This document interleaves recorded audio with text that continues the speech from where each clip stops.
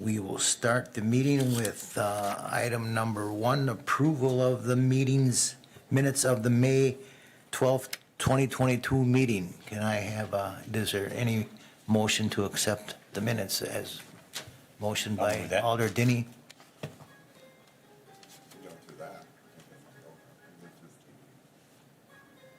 Do I have a second? I'll second. A second by Alder Hinkie. All those in favor of accepting the minutes signify by saying aye. Aye. Aye as well. That passes unanimously. And we will move on to agenda items 2 and 3. We will open a meeting with a public hearing vacating and discontinuing the public walkway abutting 3317 Pulitzer Avenue, 3311 Pulitzer Avenue, 3312 Wildwood Lane, and 3318 Wildwood Lane.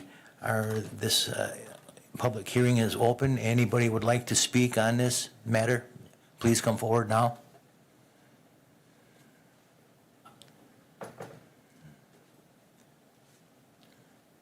State your name and address, please, sir. Jim Domacy, 3317 Polzer Drive. House adjacent to the piece of right-of-way we're referring to. I'd just like to say I'm not in favor of it because it's going to move the lot line for my property to within 5 feet of the corner of my house. And that gives the neighbors a whole bunch of leeway to encroach on that. And I've been there for all these years. It's been a walkway there. It's been a public access area. It hasn't hurt anything, and I just really don't see the need for a change.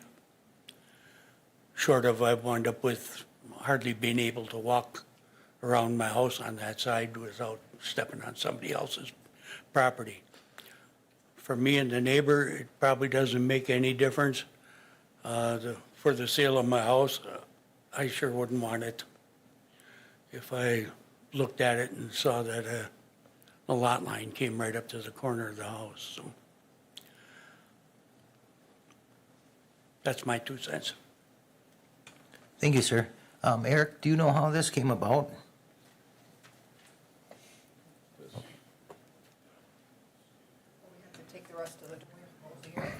You Yes, should I'm take sorry. all, you should I'm take sorry. all the comments. I'm sorry, you're right. I'm new at the job here. I'm sorry. Do we have any other public comments?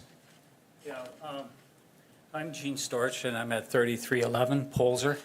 And this came about when we had a survey done last year, and we want to put a fence line up. And the walkway, we thought should have been absolved probably 30 years ago. All the other walkways have been. And basically, we just want to know where we can put this fence line.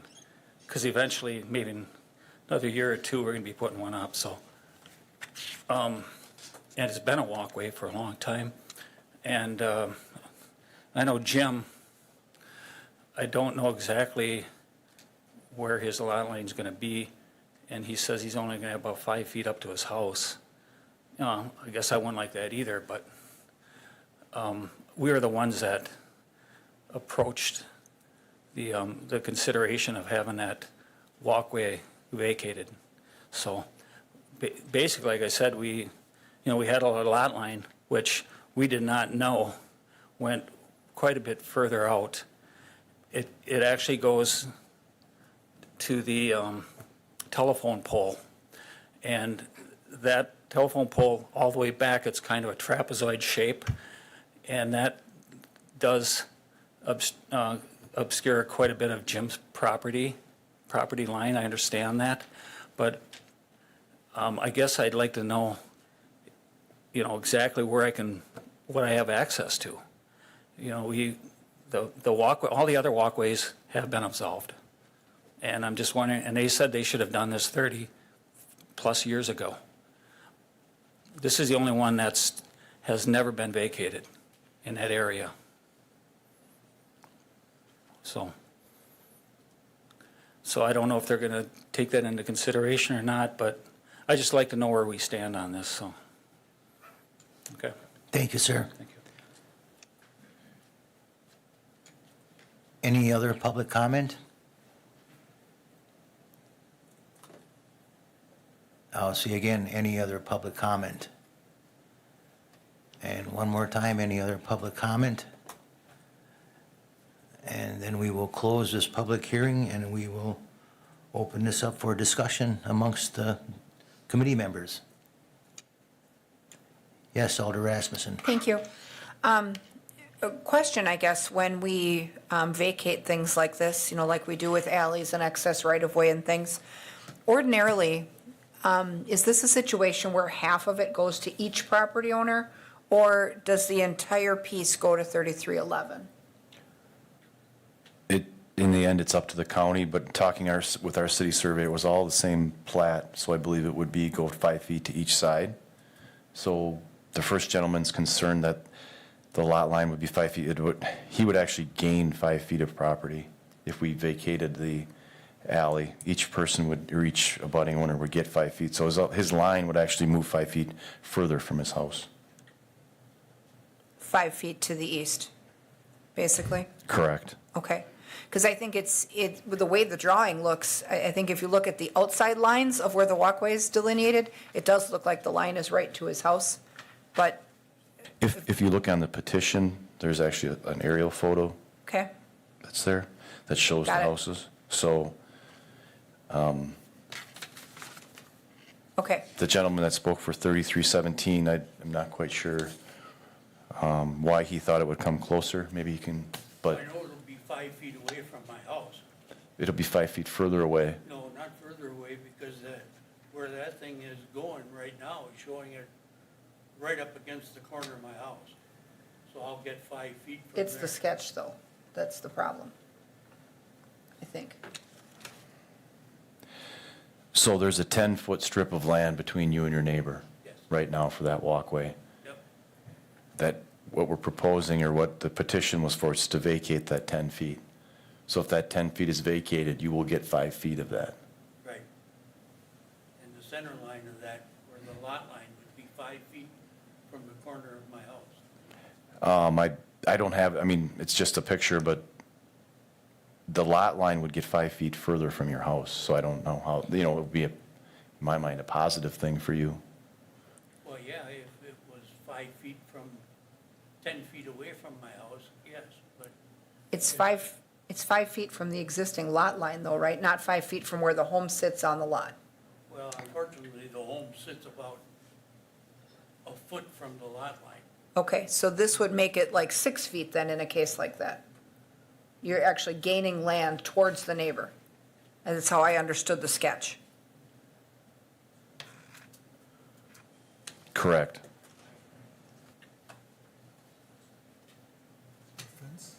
Yeah, will be.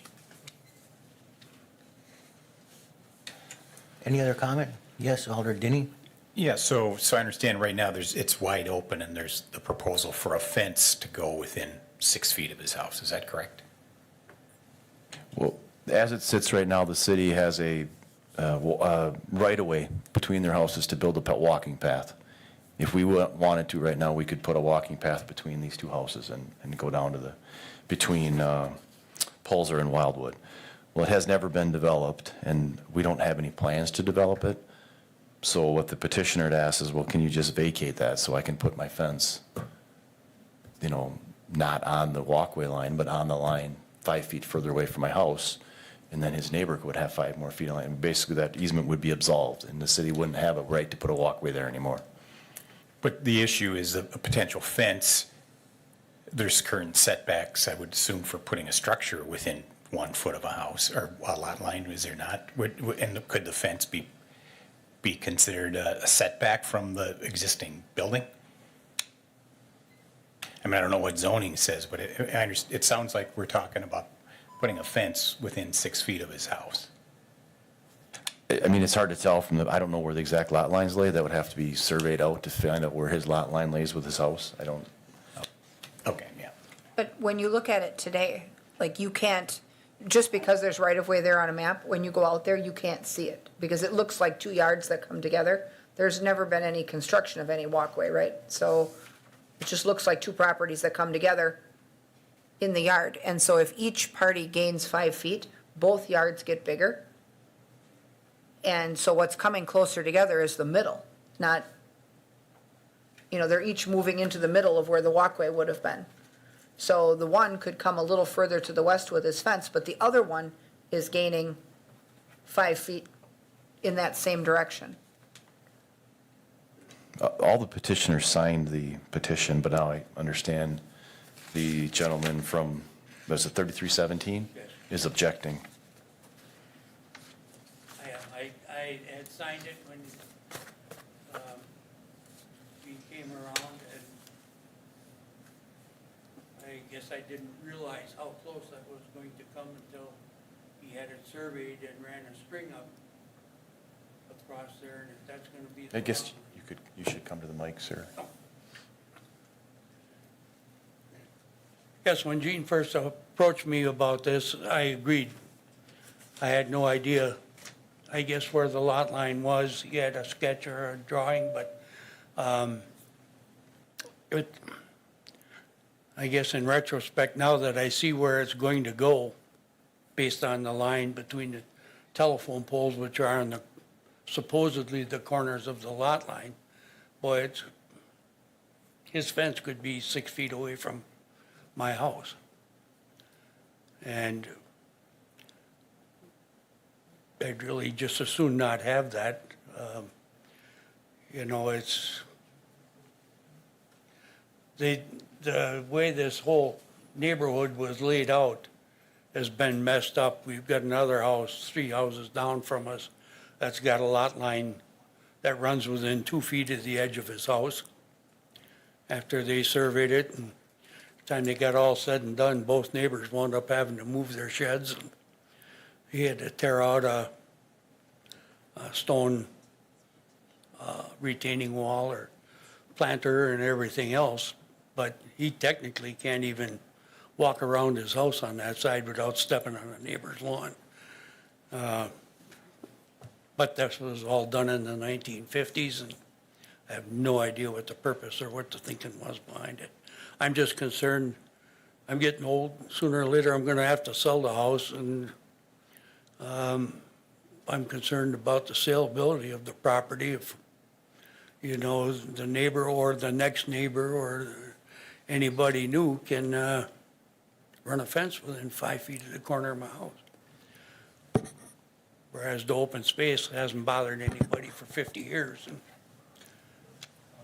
Alder Gisselman? So then if this would fail, then the closest that the neighbor's fence would be 10 feet, because that would be next to that, whatever surveyed that lot line would be. So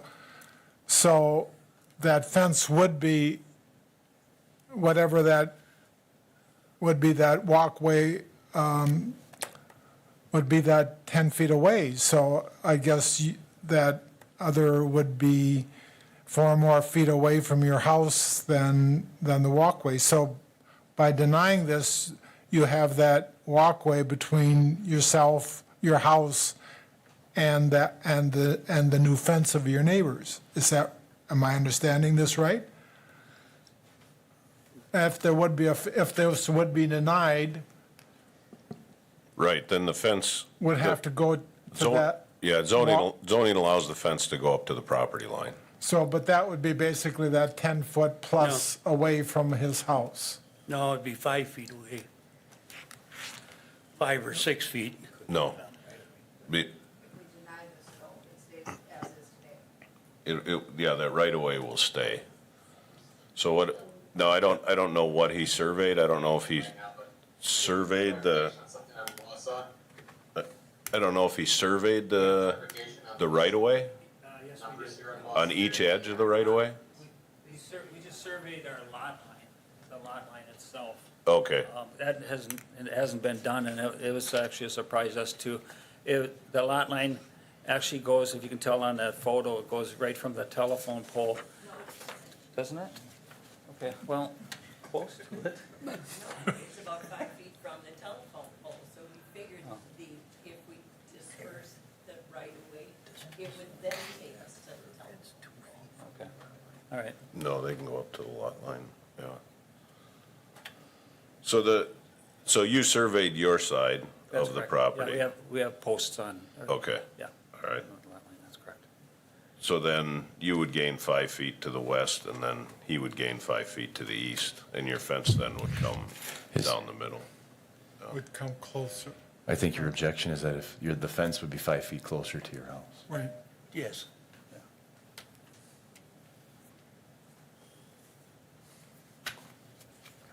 A follow-up question, I guess, is the goal with the erection of the fence to build it on the lot line, as far west as it can possibly go? Or was the original intent to put up a fence and just know where the lines actually sit? I mean, is the goal in this to gain a larger lot? Yeah, basically, we wanted to know exactly where we stood on the whole thing and where, because we got a lot of pine trees, where exactly we can go with this fence line, because if we can't go any further out, we gotta take a lot of pines down. So there's cost there too. The fence up and then find out this is dissolved and then we have the cost of taking Yeah. that fence down. Come up to the mic, please, ma'am. So we had this surveyed when we did the other side of our yard. We had the whole yard. Ma'am, your name and surveyed. address, I'm please. sorry, Barb Storch, 3311 Pulsar. And so we had our yard surveyed, so we knew where our corner stakes were to put a fence up, which we now have put up on the east side of our house. And as we're saving up money, and we did the back side, we want to do the west side. So we knew there was a public easement there since the day my parents bought that house back in built the house in 74 and bought the land before that. So we didn't want to put a fence up and then find out that this was going to be dissolved and that we had just lost 5 feet of land. So we had it all surveyed. We have the markers there. Jim signed this after he saw where those markers were. And we just want to know if it can be dissolved so we can put the fence up. Thank you. You're welcome. Yes, Alder Hinkie.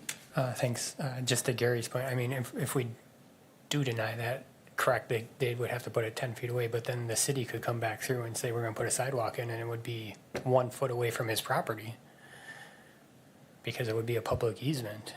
I mean, Thank you. Any other comments from the committee or? I have one, I guess, just thinking out loud about this whole thing. But for the walkway, I mean, if we assume for a minute that we were, not in this situation where we have this public land reserved and say that this didn't exist and a fence wanted to go up, that fence would have to go up on the existing westernmost lot line the way it sits today. So, but for this, walkway land that was reserved, we know what the size of this lot would have been. And so if this gets denied, that's where it is. That's where the fence would end up. And so I think it just comes down to, at least on the aerial photo, it looks like trees have to come out either way. And I could be wrong, but when we look at the aerial photo, right in the path where the walkway should be is pine trees. So either way, I think there's going to be an impact. Whether the trees between them leave or whether a fence goes up, I think there's going to be an impact between these two neighbors. And the fact that all of the neighbors, save one now, signed the petition, that leaves it to us to decide what's best. And I think that puts us in a difficult position. So I think also is we have to look at what value is it to the city if we keep it? Do we maintain it? Do we cut the grass? No, Do we do none. anything to it? Like as Alder Rasmussen said, we have the petition signed. We should probably act in the best interests of the citizens in this matter. And so if there's is there any other discussion? it just seems to me like the gap between, if we save the right-of-way there, the gap between just really continues to permanently separate them from one another. Like, nobody can build a shed or a garage or a fence or whatever in that spot, and assuming even if these neighbors are amicable, if future ones aren't, maybe there's value that way. I don't know, but if 3 of the 4 abutting property owners want it vacated, and then we deny it, we aren't serving those neighbors either. So we have a tough decision to make. Thank you, Alder Rasmussen. Got a comment. Yes, What Alder Denny. Is there a foreseeable value to the city to keep this? I mean, obviously, there was some thought behind why it was there in the first place. Is it servicing access to a park or another public area? No, we have no plans for it. Why it was established, not sure, but we don't have any plans for it at all. Well, usually in new developments, it's been our policy either to get some land in return. I think that's usually been a park thing, that we get some land in return or a payment in lieu of that. I think that continues to be, I think that still continues to be a policy of the city, as I recall. So that house, 3317, may have been built that close to that walkway to begin with, because I'm sure that walkway may have been there, I don't know, but that walkway may have been there from day one also. Yes, Alder Rasmussen. Thank you. I think we've seen this in another area of town as well, where you have really long blocks. And I think one of them where we see it is in District 8 near the neighborhood that grew up behind Wausau West towards the highway. There's some really long blocks there, and without going all the way to the end and around, there's no good way to get through. And so on some of those blocks, they have put in these little walkways so that you can traverse across without going all the way down and around. And that may be the case here too, because in some of these, between 32nd and 36th, there isn't anything. It's a 4-block walk in either direction. So they may have tried to, on some of these streets, reserve a cut through so they could connect those things for pedestrians or bikes, but not cars. And maybe this one just got left behind. But I know we've seen that in the area of like Silver Spring, Golden Meadow, in that neighborhood over by West. They have one of these walkways that's actually built, and it's got a little piece of fence on both sides, and you can pass through without going 3 blocks out of your way. That might have been the thought with this. But if it's not ever going to be built or serve anyone, it really doesn't behoove the city to hang on to it either, for the purpose of official mapping, I guess. Thank you, Alder Rasmussen. Is there any other discussion? Could I have a motion to? I'll make a motion to approve vacating this walkway. Thank you, Alder Hinkie. Do I have a second? I'll second. Thank you, Alder Rasmussen. All in favor of vacating and discontinuing this public walkway, signify by saying aye. Aye. Aye. Aye as well. Any opposed? No. The vote is 4-1. The ayes have it. Thank you for all coming. I don't think we're ready for the video yet, so we will move to agenda item 6. And discussion and possible action on request from Town of Wausau regarding 25th Street from Macintosh Street to Townline Road. Eric, or do you have somebody that wants to take this one? I can. Thank you, Sure. Alan. Sure, Lou. The mayor and myself met with the town of Wausau regarding the condition of 25th Street. And I don't know if you're familiar, there's a map included that the city limits border 25th Street. And there's a large apartment complex that exits onto 25th Street. 25th Street is owned and maintained by the town, and it's just a crushed red granite gravel road. And in the springtime especially, it gets in really rough shape. For about a month this spring, the town closed the road from Macintosh up to that first entrance, which required the residents leaving there to go south towards Townline. If you can see from the letter, the town's contention is that the road and the traffic from the apartment building causes that road to, it was basically impassable this spring. I don't know if any of you had a chance to go and drive it.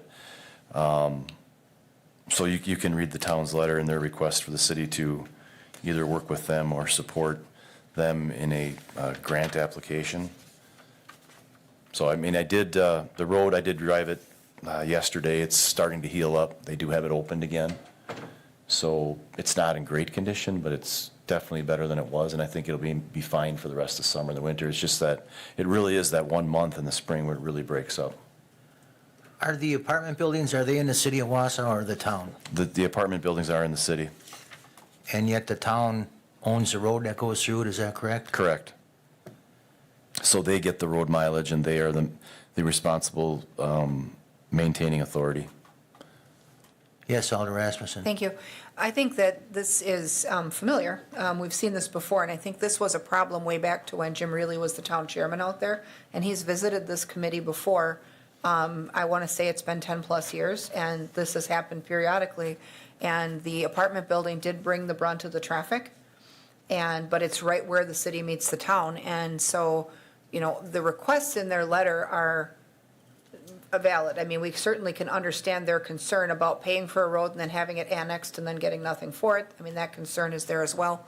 But I also think that since the staff memo says that the city is unable to apply for bipartisan infrastructure aid on a township road because it's not ours, it certainly should behoove us, though, to encourage the town to apply, and we should also then author a letter of support for their application. Because if the state or the county is making those decisions to disperse those funds, it may help for them to recognize that we're trying to collaborate, to work together where our two communities meet. And so obviously there's some time, we could try that first. And then if they don't get the grant, maybe we can work out some kind of a compromise between city and town to find a workable solution that's better than just regrading gravel. So would that work? There's no rush to act, right? I don't see why not. I don't know what the rush is to act. Maybe Eric or Alan can address that. Yeah, I think one of the things is we're absolutely supportive of it, but I think that they need to take the lead on it as they're the responsible party for the road. And so I think if they do apply for grant funding, we can write a letter of support. It could even come to committee. And then if they do receive some grant funding or otherwise, and then maybe come to this committee directly and see if, have another ask for a shared whatever that portion is or whatever that might be. That was going to be my thought as well, is if there's, if they can get some funding, if there's an opportunity for us to partner on other parts of the logistics, maybe we could work together with them, because it seemed to me that from the time this apartment building went up, this has been a concern from them, and I know they've been here to visit us. This is at least the second time, maybe the third.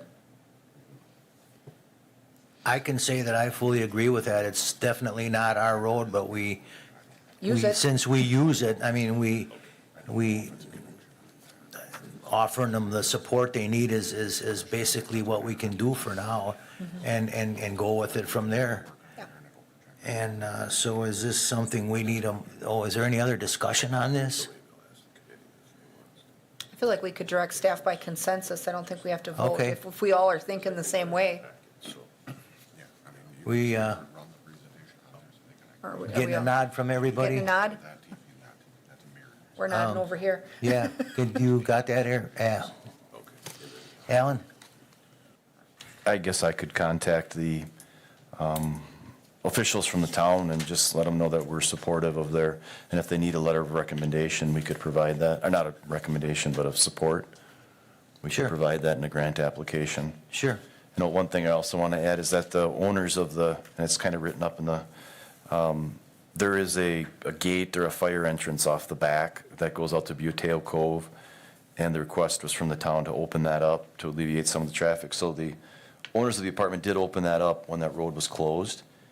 So I think that took some of the traffic off of 25th Street and brought it out to Buteo Cove. And I didn't hear any complaints from the people on 21st or Buteo Cove. So I did ride out there and it is, that gate is closed now that the road's back open. So Okay. I think we could work with the apartment owner, you know, in the future too, if it does become an issue again, to open that gate back up. Okay, all right, thank you, Alan. Are we ready? Okay, Yeah, so the big projector is not functioning for the presentations, but the two TVs are. That one's pretty small for the audience. But if the committee is okay, and then the audio will come through the TV, if that. Is most of the presentation following the PowerPoint that's in the packet? So the public could follow the meeting packet? Because there were Yes. some slides in the packet? Yes, that Okay. is correct, yep. So I think just to note that, you know, if they can't see the video here, that the slides are in the public-facing committee packet, that they could see them Right, there? online, Okay, yep. Okay. okay, so then we can go on with agenda item 4. Yeah. Presentation on the fleet maintenance shop by Barrientos. Yeah, so if some of you know that we began this process on planning for a new, really just fleet maintenance shop back in 2018. Through competitive process, we hired Norman Barrientos to help us out with that planning. We worked with them for about a year and a half or so and came up with some concepts. And the city kind of moved in another direction to have a fleet study done, a little bit broader view of what we really need on the motor pool and the fleet and staffing. That came back in 2021, and with those recommendations, we again began working with Barrientos on the planning. We brought this to CISM initially, or I think it was maybe finance initially, to present some options for a new fleet maintenance facility in a couple different locations. The feedback we got was to maybe look bigger and broader citywide. Look for different properties, maybe moving the entire facility. So we went back to met with Norman on several occasions, and we looked at areas from one side of the city to the other, from the north to the south, and so out of those discussions and the planning is what we're going to present tonight on some different options. So so with that, I will Norman, we will pull up your presentation here as well, so Okay, we can can. you hear me? Yes. Oh, okay, great. I just wanted- I stepped outside for a minute. Okay.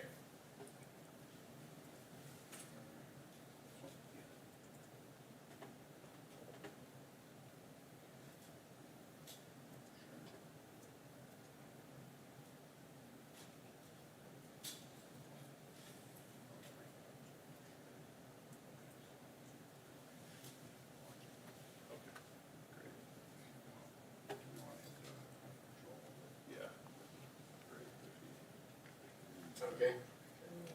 You can request control. Can you request control of that, and then you can scroll through, Norman? Okay. Sign up here.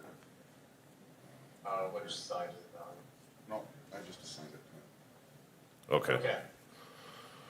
So you can see my screen? No, if you want to share, go ahead and share. Otherwise, we can have it up on this and give you control, so. Yeah, I can see you, do go I ahead and share. Share content? Yep.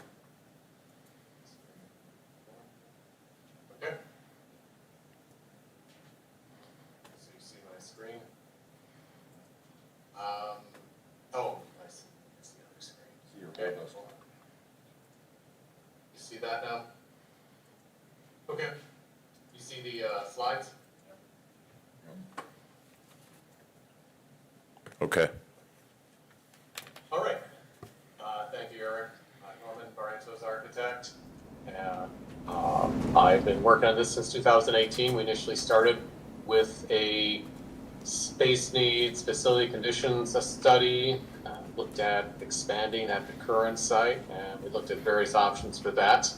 In general, though, what we looked at the facility is that back in 2018, we determined that the building needed $2.3 million worth of renovations just to keep it operating, watertight, energy efficient, and code compliant. This did nothing to address the space needs, so we looked at how we could start amplifying the facilities on site, and that was our initial effort. And those also looked at purchasing more land around the building. Currently, there's 14 acres there on site, and it's right up against the wastewater treatment plant and also up against the river, and it's in a floodplain as well. So we determined that the amount of square feet needed for the garage was 101,000 square feet versus the 83,000 square feet currently. And doing various layouts at the current site within the existing boundaries, we just could not fit the building and all the yard activities of salt, fueling, truck movement around that acreage. So we did, and I'll show later, come up with what we estimate as an optimal site and building plan. And that concluded that we needed 20 acres of land and the 101,000 square feet of building space.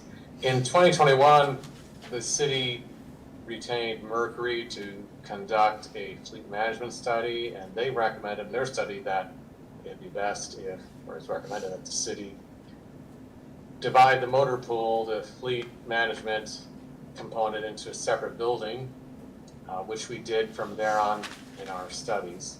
You'll see that. And from there, once we looked at the existing Meyer Street site and determined that it did not have enough space unless we bought more land, we started looking at other sites around the city. And we looked at 11 sites. And in the end, we came up with 3 sites that we're going to show today. And now we're looking for direction from CISM to for which way you would like us to go. The optimal floor plans show both on the left side, a fleet repair garage with 12 bays, and this aligns with Mercury's management study.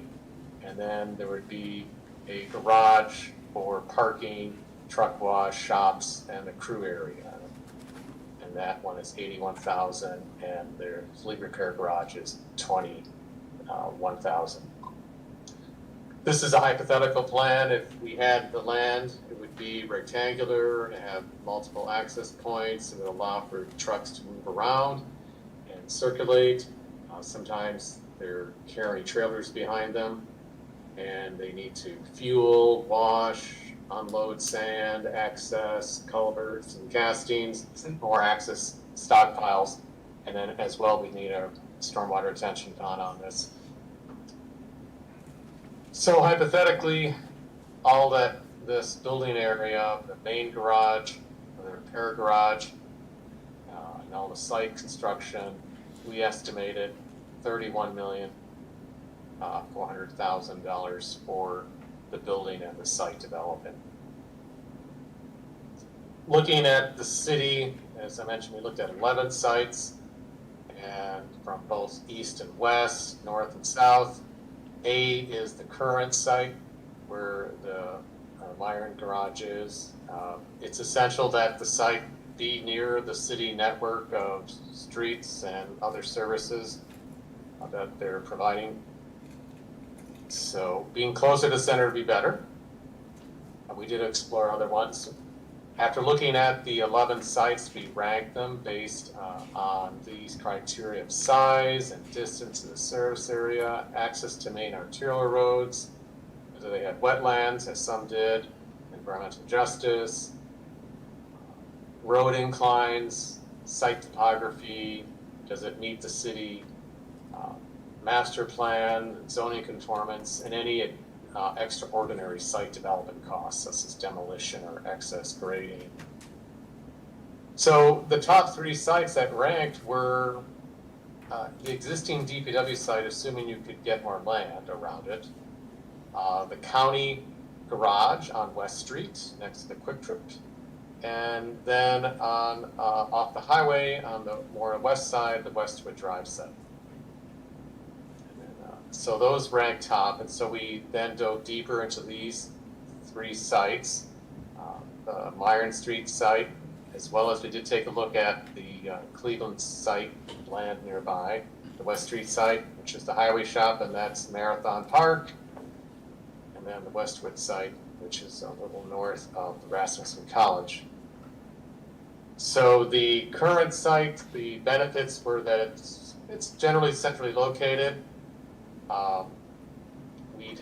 We could fit the main garage and the repair garage all on one site, assuming the city bought more land around it. We could reuse some of the existing structures, and we have multiple access points to it. The drawbacks on this site, though, are it's in a floodplain, and we'd have to lift the buildings up and have a lot of soil and engineered fill to mitigate that. There's also just landfill area around the ground, so that needs to be addressed. There's an old creek that runs through this site, so we need a substantial amount of stormwater drainage. And it's a tight floor plan, as I'll show. It's a very congested site plan. And there's no further room for growth on that site if you did that. So that's a 14-acre site. There's a picture of it.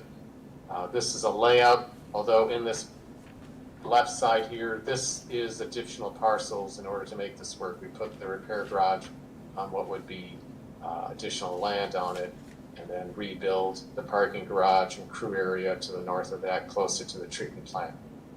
And then off to the riverside, the south, there would be bioswales and other stormwater detention areas. We did look at if the city did use the land it owns at Cleveland and put the motor pool there, it would be down about 4 blocks. And operationally, I understand that DPW could work with that, and that would allow either one, you don't buy more land at Myron, and just build the streets garage there, and keep the sand and fueling there as well, and some of the existing buildings, and then off to the right, you're seeing the fleet repair garage on its own, Cleveland. It does fit there, and it would allow for other storage in the yard as well. Now, the county highway shop on West Street is, obviously it's already being used as a garage, vehicle storage area, has fueling and salt. We did walk the site as well. We believe some of the buildings could be used, but a lot of the highway garage buildings are very old, from the 60s, and have had minimal maintenance, and even based on the commissioner's comments, they're not putting any more money into the building. They're just planning to get out of it. So they're not investing in maintaining the building at this point, and I don't think they have been for the last 5 years, because I've been working with them on this project too. But it does offer potential to knock down some buildings and realign the site for the city's purposes. Again, it's centrally located. We could reuse some of the buildings. It's got good access points. The drawback is we'd have to demolish some of the buildings. The current tenant, the highway department, is not certain of their timeline of when they're going to leave. They're having various issues about acquiring their new site.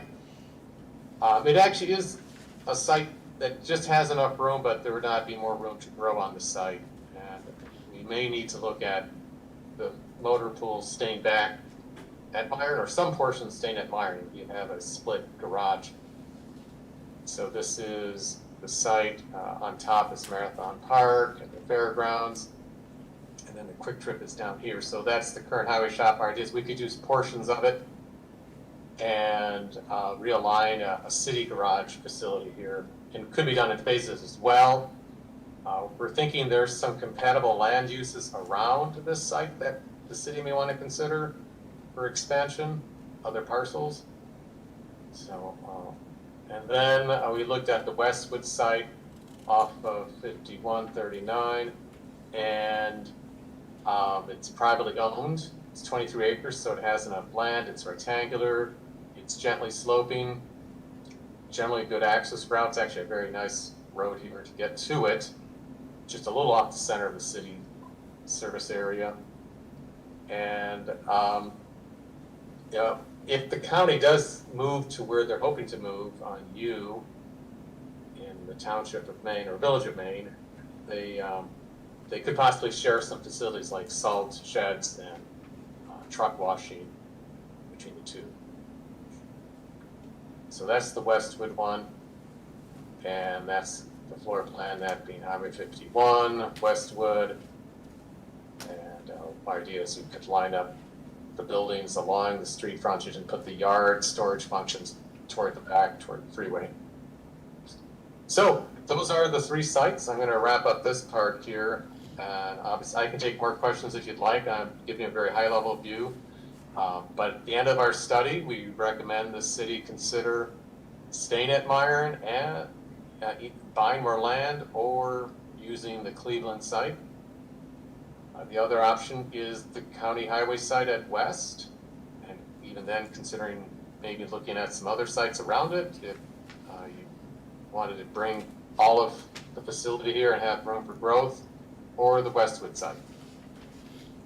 And we believe we're looking for direction at this point, and we feel all 3 of these offer a lot of opportunities to create a more efficient, safe, more protective work environment, and something that the city can grow with over time and update its working environment and its maintenance operations for the current standards that we have now in fleet maintenance and public works garages. Thank you. I guess I will open up the discussion with my opinions on this, and that is, If you don't mind, I'll Yes. just say something real quick. yes, Dustin, go ahead. Good evening, everyone. Dustin Craig, Public Works Superintendent. I'll keep this short so we can get to the questions and discussion. I think with all the studies we've done, we really see that there is a desperate need in our department for this facility. We've been there 70 years, and we've grossly outgrown where we're currently at. And like you said, kind of where we're at is we're looking for that direction. We've got all these sites, and it'd be easy to get bogged down in all the different sites and stuff like that. But bottom line, we just need direction on how to move forward. We need some input on what you think is going to be best in the interest of the city. I can tell you from my department's perspective, we have kind of 3 things that are really important to us when we look at a site, and I would just ask you all to consider as you're looking at these options. One is to try and stick as close as we can to that optimal site plan. By sticking to that, it just increases our efficiencies and makes everything we do that much easier and that much more work that we can get done. Some of the inefficiencies we have now, with moving equipment to get in and out and not being able to get stuff through the maintenance shop, it just really slows us down, and there's just that much more work we're not getting done. Another thing to consider would be room to expand. When you look at a site, where we're at now is we've outgrown it, and we don't have room, and we're struggling.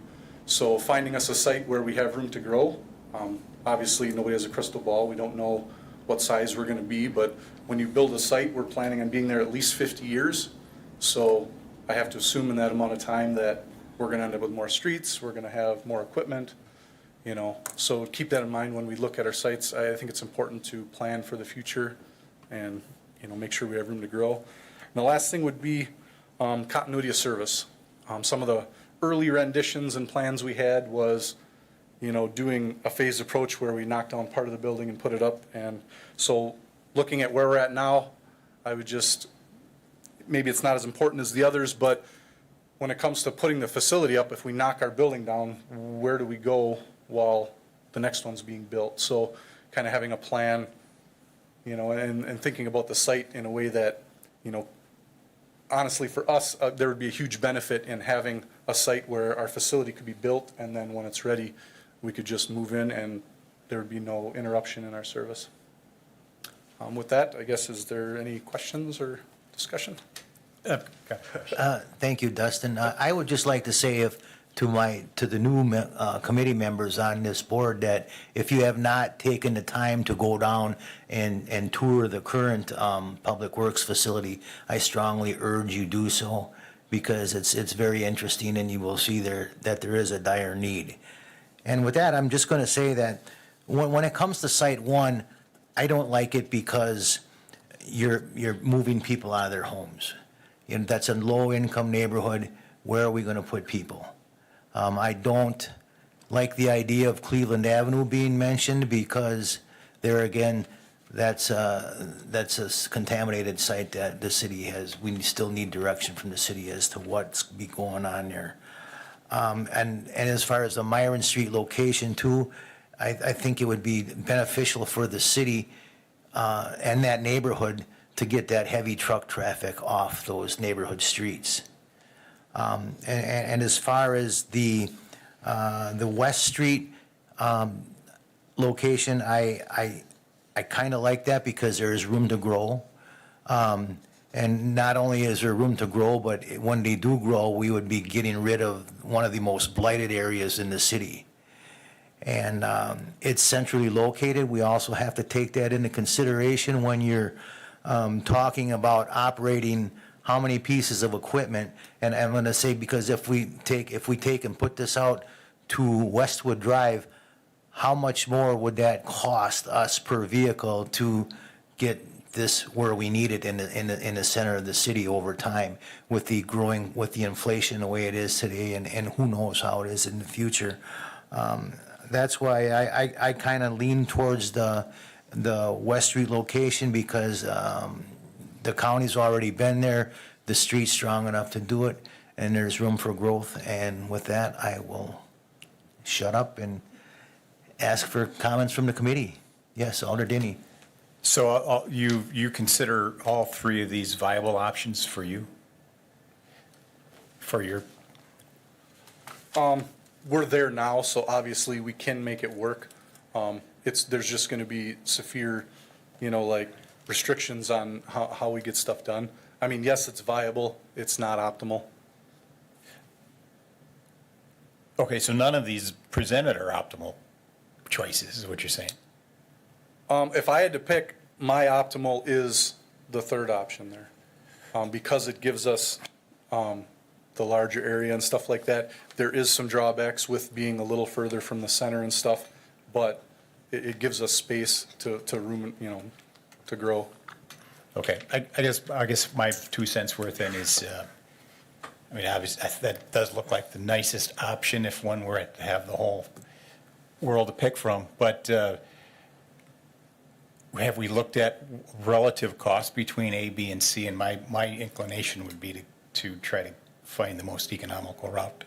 I mean, if we're talking a factor of 1 or 2 or 3 to go to Westwood versus A or B, I didn't see any of that comparison. Correct me if I'm wrong, Norman, but basically the numbers here are all just based on just a general optimal site plan. So just the general cost of the buildings. There's no site plan costs included, land purchasing, anything like that considered. It's just giving you the cost of what a facility of optimal size would cost.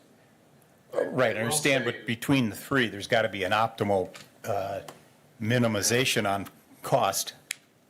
Right. I'm sorry, I moved it. The Westwood side would be the easiest to develop. It would be a very straightforward farm field developed into the highway garage facility. Probably the land cost, we have not retained a realtor yet, but my thought is it's probably be higher cost land, but it'd be easier to develop it as well. The West Street Highway Shop site has a lot of demolition, probably has some contamination in it from fuels and salt and other oils. So that just goes with shops.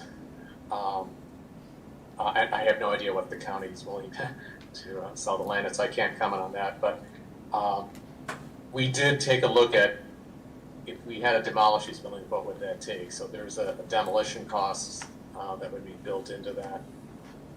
And then the only, and Myron staying there is dealing with the floodwater and stormwater issues. So I would say actually the building costs are almost all the same. Probably a little less on West Street because we're going to try to use some of these buildings and we'll have to renovate them. But Westwood would have the lowest site development costs.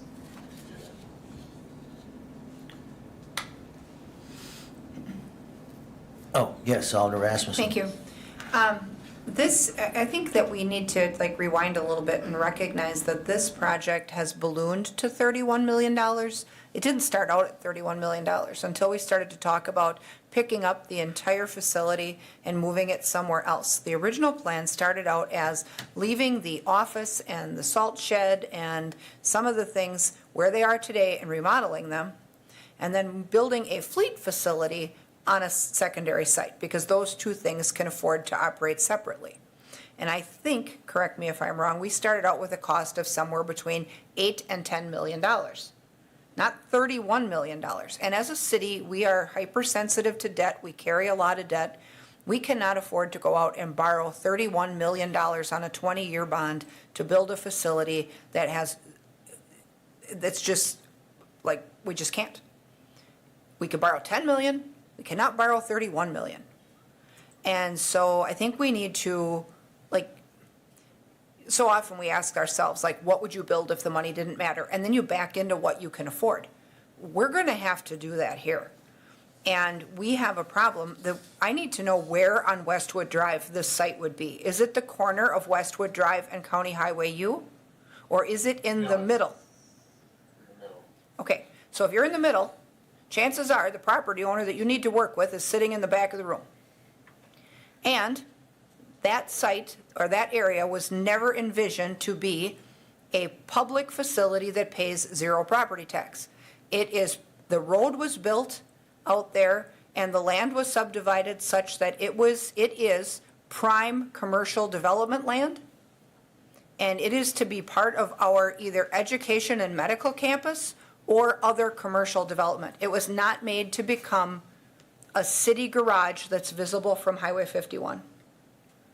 And so even though the Westwood site would be easy to build on, from an economic development and urban planning standpoint, it is a terrible idea. We could build large, together with the private sector, we could build large commercial things there that pay taxes. And not this. And so I feel like that whole idea, if we would present an idea like that to the Economic Development Committee, that would be a resounding no. It should be anyway. So we need to look at something different. And I think the only way you're going to get away from the $31 million price tag is to split the site like they talked about in the first place. And if that means that some of the stuff that's at Myron today needs to stay at Myron and get remodeled, and we can afford to do that, and then we can afford a decent-sized fleet maintenance facility on another site, that's what we need to be looking at. And so, if it's a combination of maybe West Street for the fleet facility, and, some of the stuff has to stay at Myron, maybe that's what needs to happen. But I feel like we're getting ahead of ourselves, assuming that we will ever be able to borrow and spend $31 million on a facility. We don't have, that I can recall, we've not built a city facility that ever cost $31 million.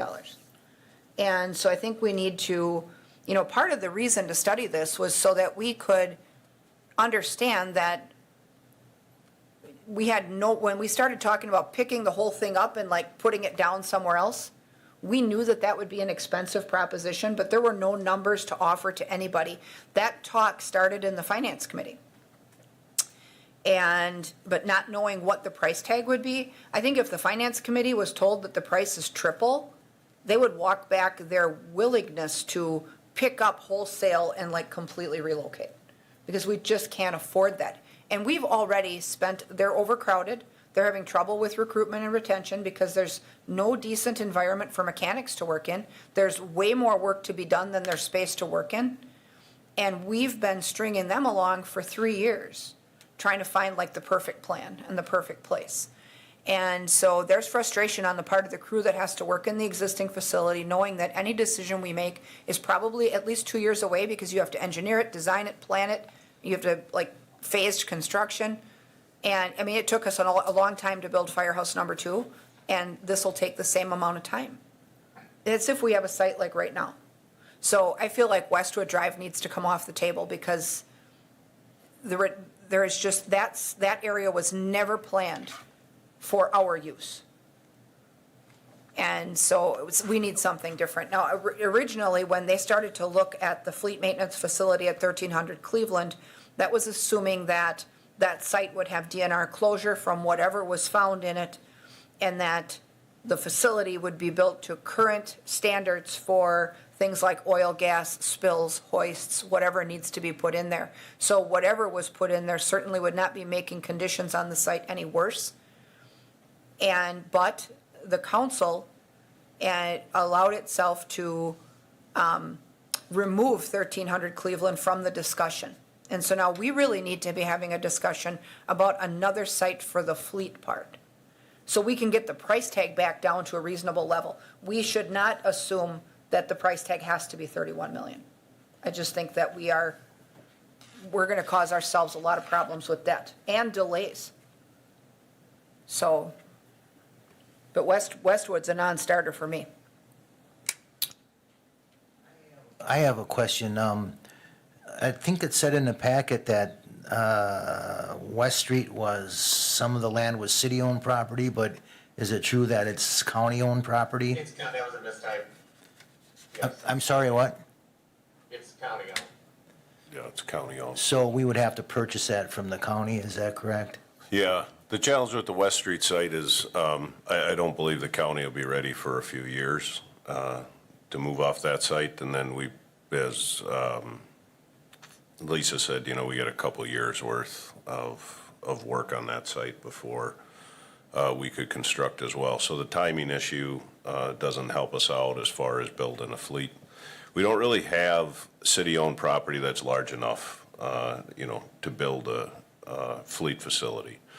What we tried to give here are some additional options. So really, anywhere that we go to separate properties, even if we stay in the same location, we're going to have to buy property, purchase property. And so those are considerations. So I guess what we're trying to get from the committee is trying to understand, well, for one, to let you understand that, we have looked, I think, at all the options, right? We're looking at $10 to $12 million versus $31 million, right? So if we pick everything up and move it to a different location, and that doesn't include property acquisition either, those costs. So it looks like, at least from what I'm getting from the committee, and please correct me if I'm wrong, is that we are probably focusing in on the possibility of finding a site that will accommodate the new fleet maintenance shop alone, with a potential of renovating what we have at the existing location.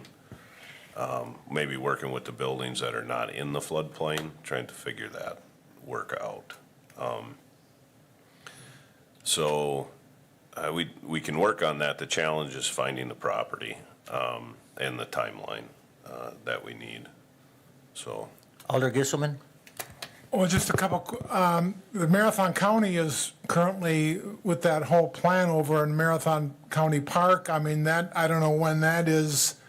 Hopefully soon, maybe 2023 maybe, but that's a part of a larger plan, and I'm sure that a lot of that is economic development driven, because I think the county may want, so I'm not sure where West Street, that's not only but it's also the Park Department, Highway Department, a variety of other departments in that area south of Marathon County Park. So I'm not sure where that's going. I think that that's still up in the air. With regard to the fleet, how many acres does it take for the fleet? So that if we do separate, what are we looking for? I'm not sure. I think we're going to be. 7 acres. How many? I'm sorry. 7. 7 acres. We own land up off of Wausau Avenue and Third Street, and I know that's prime economic development territory, Lisa. But I'm just thinking that we have to be looking at city property, and where do we have some that originally was a highway and road buildings there. I think we just I I agree. I think we have to be looking at trying to save some money here.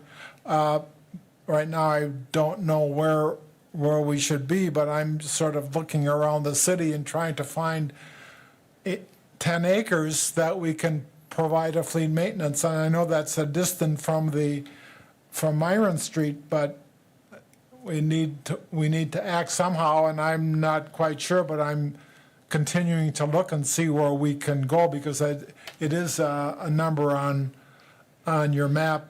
I think you must have looked at that space, but I guess that's where I feel today.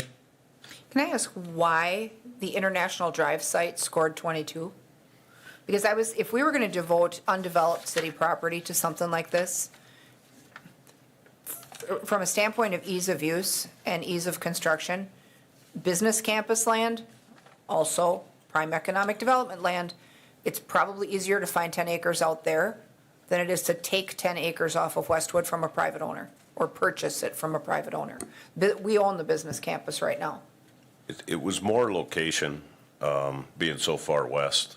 You know, there's just a lot of additional miles driven, you know, from that location, and being center of the city. I will also is ideal for operations. I think I will also say that I have been in conversations with the Parks Department. They too want to stay in the city, be more centrally located, and and Jamie has been interested in partnering as well. And she thought maybe the West Street site. I know they're doing the West Side Master Plan, but she had relayed that information over to whoever's developing that. So I'm hoping that draft comes in soon. So because I think if we could have some shared costs and otherwise, you know, with parks. Highway wants to move out to the Village of Maine. That again, for location and stuff, really doesn't work for us. You know, to be outside the city. So yeah, so there's some challenges that we've run into. Yet we're years away from anything happening on West Street. I mean, that's Right. the problem we have, where if we had, 8 acres in the business campus that was perhaps awkwardly shaped or not necessarily useful for other commercial purposes, much like the evidence building for the PD, a person could build out there anytime and still cut the price tag. Yep. So that's something that I feel like we should be talking about. Okay.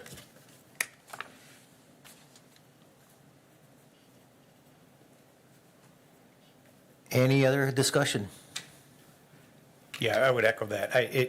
If we don't have some relative understanding what the cost is between the 11 sites we looked at, I'm reluctant to try to sign on to any one, but it would seem that a small parcel out there would be a lot easier to make happen quickly and not as expensive on the investment side. But then you add the cost of traveling back and forth over the 50 years of whatever the expected life and the wear and tear on the equipment, and you kind of figure out where are you coming ahead or where are you saving any money. It's true, but to certain points of the city, they travel no matter what. I mean, if they're going to travel now from, Myron Street to the north edge of the city or out to the business campus where they plow anyway, they're sending plows all the way to Greenwood Hills. So, there's certain plow routes where they have a decent amount of mileage to get there anyway. It's just a matter of where you would be. You're just trading some mileage for other mileage, basically. Regardless of where the garage is, you're always going to have some expense for fuel and wear and tear getting to other points. But the question is also is to keep that expense down. Like I said, it's a wash. Right. but It's that a wash. Even that expense compounded over time would not exceed a $31 million price tag to pick up the entire facility. I feel like that needs to be off the table, moving the entire outfit. I think when that discussion started in the finance committee, they didn't have any concept of how bad that would be for price. And, we thought, could it be double or triple? Well, it's triple. So that needs to get reined back in before it gets too many wheels, I feel like. And it's not getting any cheaper as time goes by. It's not, it's only going to get worse, and we just don't need all that. I still think we need to get something closer together to keep the operation costs down.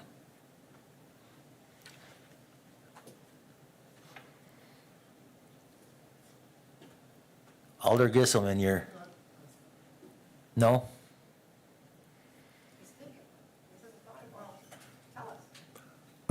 Well, I think, looking at the corridor of West Street itself, off of Sherman, I mean, and I'm not sure what that land is, I mean, the old National Guard Armory, there's some other vacant land in there. I think that's sort of an ideal, it's a central spot, but I'm not sure, I agree, coming down to I think we have to be really separate.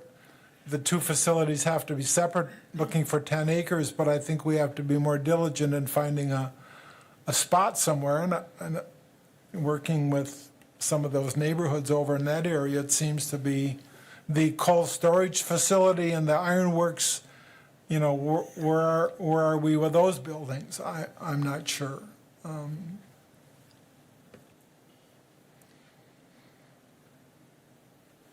I guess I agree. I think that the West Street would be very, very appropriate, but cost effective, who knows? And I know, working with Alder Rasmussen in the past, how she feels about getting rid of blight. I'd like to get rid of blight.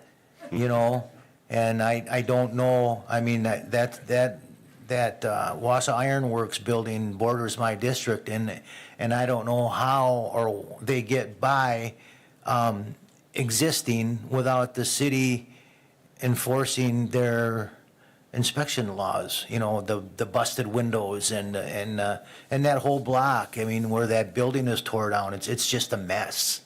It's just a mess. And if we can clean that up, you know, by putting a facility there, it would be a definite forward progress for the city, a definite plus for the city. And not only if we could keep our current facility or part of it down at Myron Street, you know, it would also, not only would it save, you know, we wouldn't have to kick people out of their houses, but it would also, in case of the water department down there ever needed expansion, there would be room for that down there as well. So I guess if the committee if you're looking for any direction, my humble opinion, and it's not personally necessary, the committee's is possibly looking at that West Street, you know, and if we have to wait a few years, well, then maybe look at starting at the Wausau Ironworks building and working ourselves east or west. You know, It is actually a good idea because, you know, we've looked at just the West Street County site, but, you know, is there other real estate down there that could potentially be for sale? Now, at one point, the National Guard Armory did start a process where they wanted to move their entire facility at 17th and Sherman to Highway K, between Wausau and Brokaw. And that didn't really get off the ground. I don't know if they had budget cuts or what they had, but they were actually going to move up in my district and their property was going to come available. And it does have some pollution and contamination issues also, which would then perhaps be addressed or capped with something like a use like ours. So, you know, is there other land in the area? Maybe it's not that. Maybe it's the Ironworks building. But, you know, maybe we need to look a little deeper in that particular area. And you know, I think if we're able to move the fleet facility away from Myron Street, which then reduces the truck traffic that Alder Larson was talking about in that neighborhood, but then it still does keep some of the core functions of DPW there, from an administrative standpoint at the very least, it makes sense that we would create that division. So I think we need to, I hear us agreeing by consensus that we think this is going to have to be two sites, not one site, and not Yes. $31 million. Yes. Now, where we go from there, we all seem to kind of like the West Street neighborhood, if it could happen, you know, sooner than later. So maybe we need to look at some other land options there that are not only the county stuff. I mean, there's that building that, you know, there's that building that was on fire, and it's just nothing but a pile of rubble, and they never really exactly cleaned up the whole site, that whole block from the highway department east to the railroad tracks. It's just all blight. It's just all blight. And it's the worst blight in the city as far as Well- I'm concerned. And if we can work at cleaning that up and making that a facility, for the city, And one thing we found too is that sometimes fire damaged property deeded over to the city for the sake of demolition or cleanup happens. So, if that's something that we need to look at in connection with some of this, I think we need to try to focus in on that area. And until that becomes absolutely not possible, I think we should keep our attention there. And if it's not, then we should turn our attention to something else that we maybe already own, because land acquisition, regardless of where you get it, is going to be a problem. yes. Is that a consensus of the committee? I mean, we're not really going to take a motion or anything. We're just in for giving Eric and his department a little guidance here, so. So one of the assumptions that I've been hearing kicked around here is it going to be years and years before the county's out of there. Is that, what is our basis for that assumption? And can we, It's based on my discussions with the commissioner, Jim Griesbach, that they haven't purchased any property, so the sale of the property, and then they have to design and get construction bids and. and there's not enough room for us to horn in there any sooner or on anything existing No, right now? no. Not, But- not unless we get that property that burned down or, Right. and there could be room Yeah, there. Yeah. So I think, what I think this provides us direction.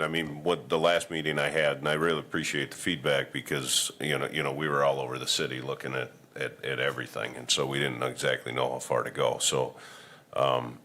So I think this will allow us to narrow our focus, at least on the planning side, and get some concepts put together. And then we may reach out and talk to some of these property owners down in this area and see what the plans are for the future and work with community development too. So we can bring something back at a later date.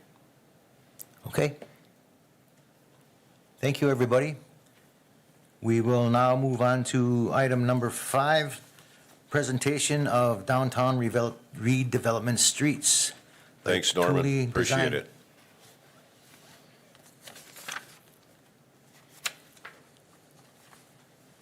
John, you still with us?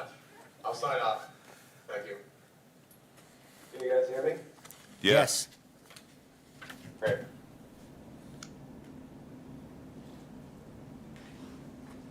You want him to share his screen too?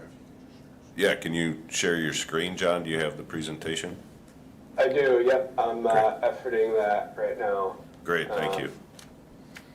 And, oh, I forgot my button. Hang on here. Okay, can I just get confirmation? You guys can see my screen? Yes. Wonderful. Great, well, good evening, Wausau. We have a couple slides for you today, and before we get too far into the presentation, my name is John Dempsey with Tool Design. Tool Design is a planning engineering consulting firm.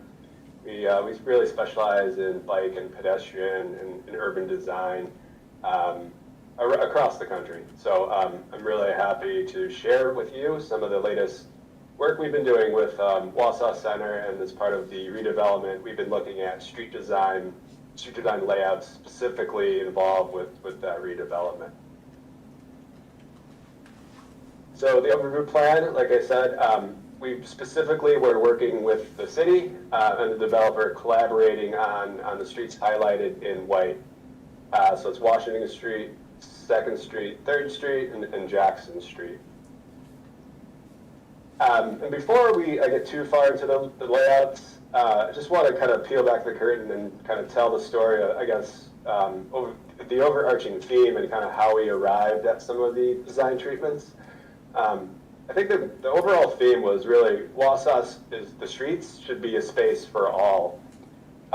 So, streets support a range of transportation, access, and civic functions, And just like everything else, stuff evolves over time. It's our opinion, some of the work we've done across the country, Wausau Center streets should first and foremost be designed and be focused on human-centered and encourage people to walk and truly just enjoy the space.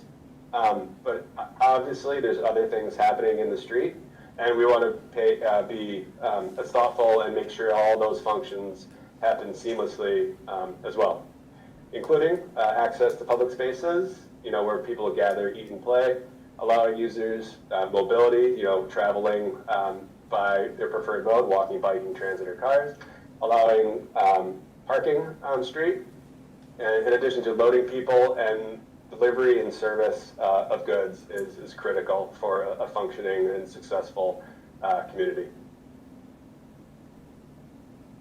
Some of the overarching theme that we're kind of rolling with is a flush street. And you might say, hey, John, well, what is a flush street? And why would you want to propose a flush street? Well, I'm hoping this slide will help paint the picture of why we kind of are considering this design treatment. The image on the slide is from Rochester, Minnesota.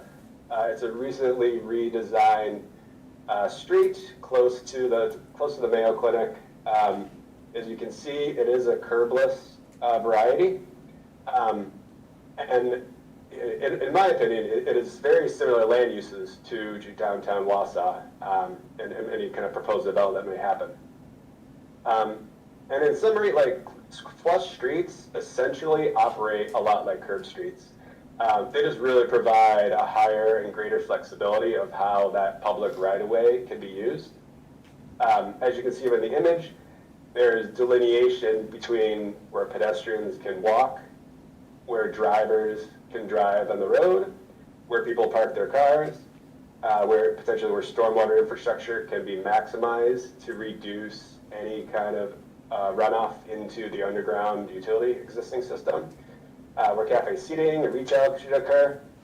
And many times in these flush street designs, high quality streetscape materials are used really to reinforce the greater flexibility and acknowledge that this is a different design. It's a flush street design. I think when flush streets are designed correctly, they really can emphasize the social and economic function of streets to create a vibrant community to move and gather. The next couple images just kind of are precedent imagery to encapsulate what are some of the features that may be included in a flush street design. So you have special pavement materials, increased comfort for all users, so that's pedestrians, bikes, motor vehicles. Additional spaces to gather. Flush streets have been proven to help grow and develop economically. Integrated stormwater management, like I said, so more green on the surface can help reduce any kind of runoff or drainage underground to help reduce some of the existing utility infrastructure. Flexible furnishing zones, so adding some cafe, bike parking, just more amenities for pedestrians using this space, including more human-scaled lighting. In addition, some gateway bump-out treatments really help establish, when you arrive to somewhere. Establishing a vertical edge, that could be a combination of street trees, planters, benches, bollards, all in hopes to, really kind of slow vehicle speeds and make it a more pedestrian friendly environment. So after a couple different iterations and layouts, the image, this PDF on the screen is the preferred concept layout that we came up with, working with the city and the developer. The highlighted streets in dark gray are essentially converted to two-way vehicular traffic operations. And we applied that 78-foot right-of-way from, essentially working our way in from building face to building face to maximize pedestrian walkways, furnishing zones, and parallel on-street parking for approximately 120 on-street parking spaces. So once we had the layout kind of flushed out, we want to do an overlay and start playing with some materials of, to get a look and feel of what this space might feel like. So you can see we've overlaid some different materials for the walkway, furnishing zones, the parking zone, and overlay the landscape, and started introducing some program elements for the potential open spaces to get just a better feel, look and over feel of what the space could function like.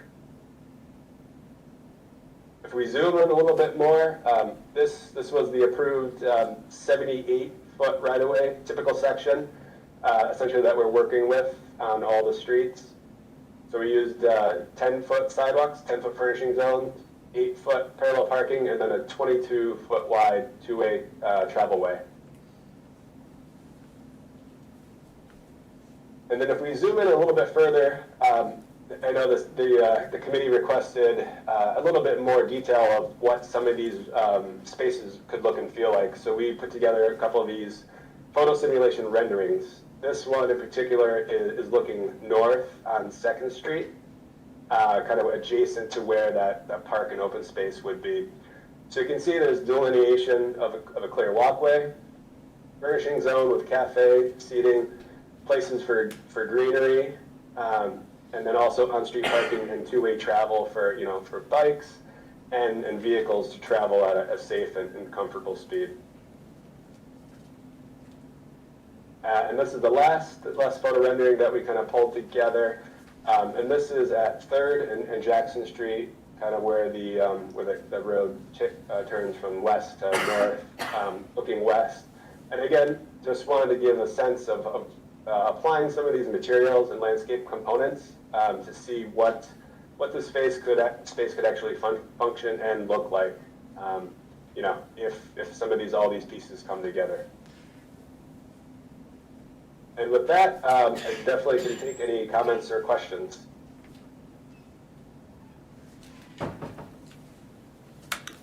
Yes, Alder Gisselman.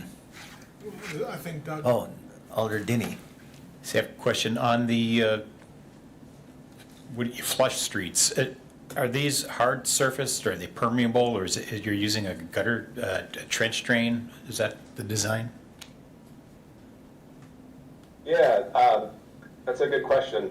And it's from my experience, we've designed several flush streets in my company, and there's no right or wrong way to handle that.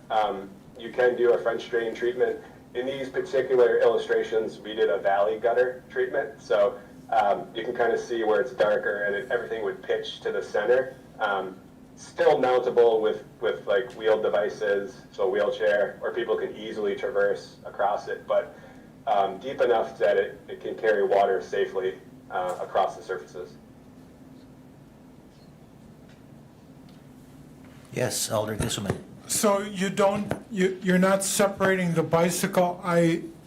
Why aren't you separating the bicycle, and you're putting the bicycles right into the travel lanes? I worry about that because I'm not sure how wide those travel lanes are, but I think, why aren't you separating out some kind of a bicycle path separate from the travel lane itself? I get the pedestrian lane, and I think that pedestrian lane, of course, should be separate from the bike lane, but why do you not separate out some kind of a bicycle lane from the travel lane?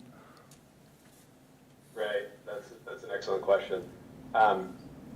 In my experience, the flush street design condition is, when designed correctly, drastically reduces motor vehicle speeds. So, less than 20 miles an hour is the design preference. And with that design speed, it's really comfortable for most bike users to share the road, as opposed to, putting a bike lane on a posted 45 mile an hour speed roadway. that's very uncomfortable from my experience to bike. Yes, next to Alder vehicles that are going Gisselman. that fast. Well, considering what it is in downtown Wausau, the bicyclers tend to hit to the sidewalks rather than even dealing with a 10-mile-an-hour traffic, automobile traffic. And I think that's one of the issues that we have in downtown Wausau, especially on 3rd Street, is the bicycle traffic. Of course, it's all over the city, but I think when you're, I think they tend to head and avoid the automobile traffic and instead head for the sidewalks, which leads me to ask that question to begin with, because I think that there should be, especially with downtown heavily, not heavily, but somewhat used by bicyclers, that I would want them to be quite comfortable in coming into the city. And knowing from past experience, they head for the sidewalks rather than the traffic in downtown Wausau. Thank you. Alder Rasmussen? Thank you. Alder Gisselman is right on that. He works downtown and sees it more, but what I will say is that we talked about the conflict between vehicle and pedestrians and vehicles and bikes when we started to look at this flush design initially. Before, that's when we decided we wanted more of a 3D look at what it would actually look like. And so we started to talk about, and that's when Alder Ryan was on the committee with us, and she was actually concerned about, how does this affect visually impaired people, and when there's no curb, people are used to stepping off the curb to be in the street. And I think that part of it resolved when we set the right-of-way so wide at 78 feet. That's way wider than the other downtown streets, and the other downtown streets, to be consistent, the bike and cars are supposed to share. Those are all marked for Sharrow, whether people share them or not. The bikes in the River District and the rest of downtown are supposed to be in the street with the cars.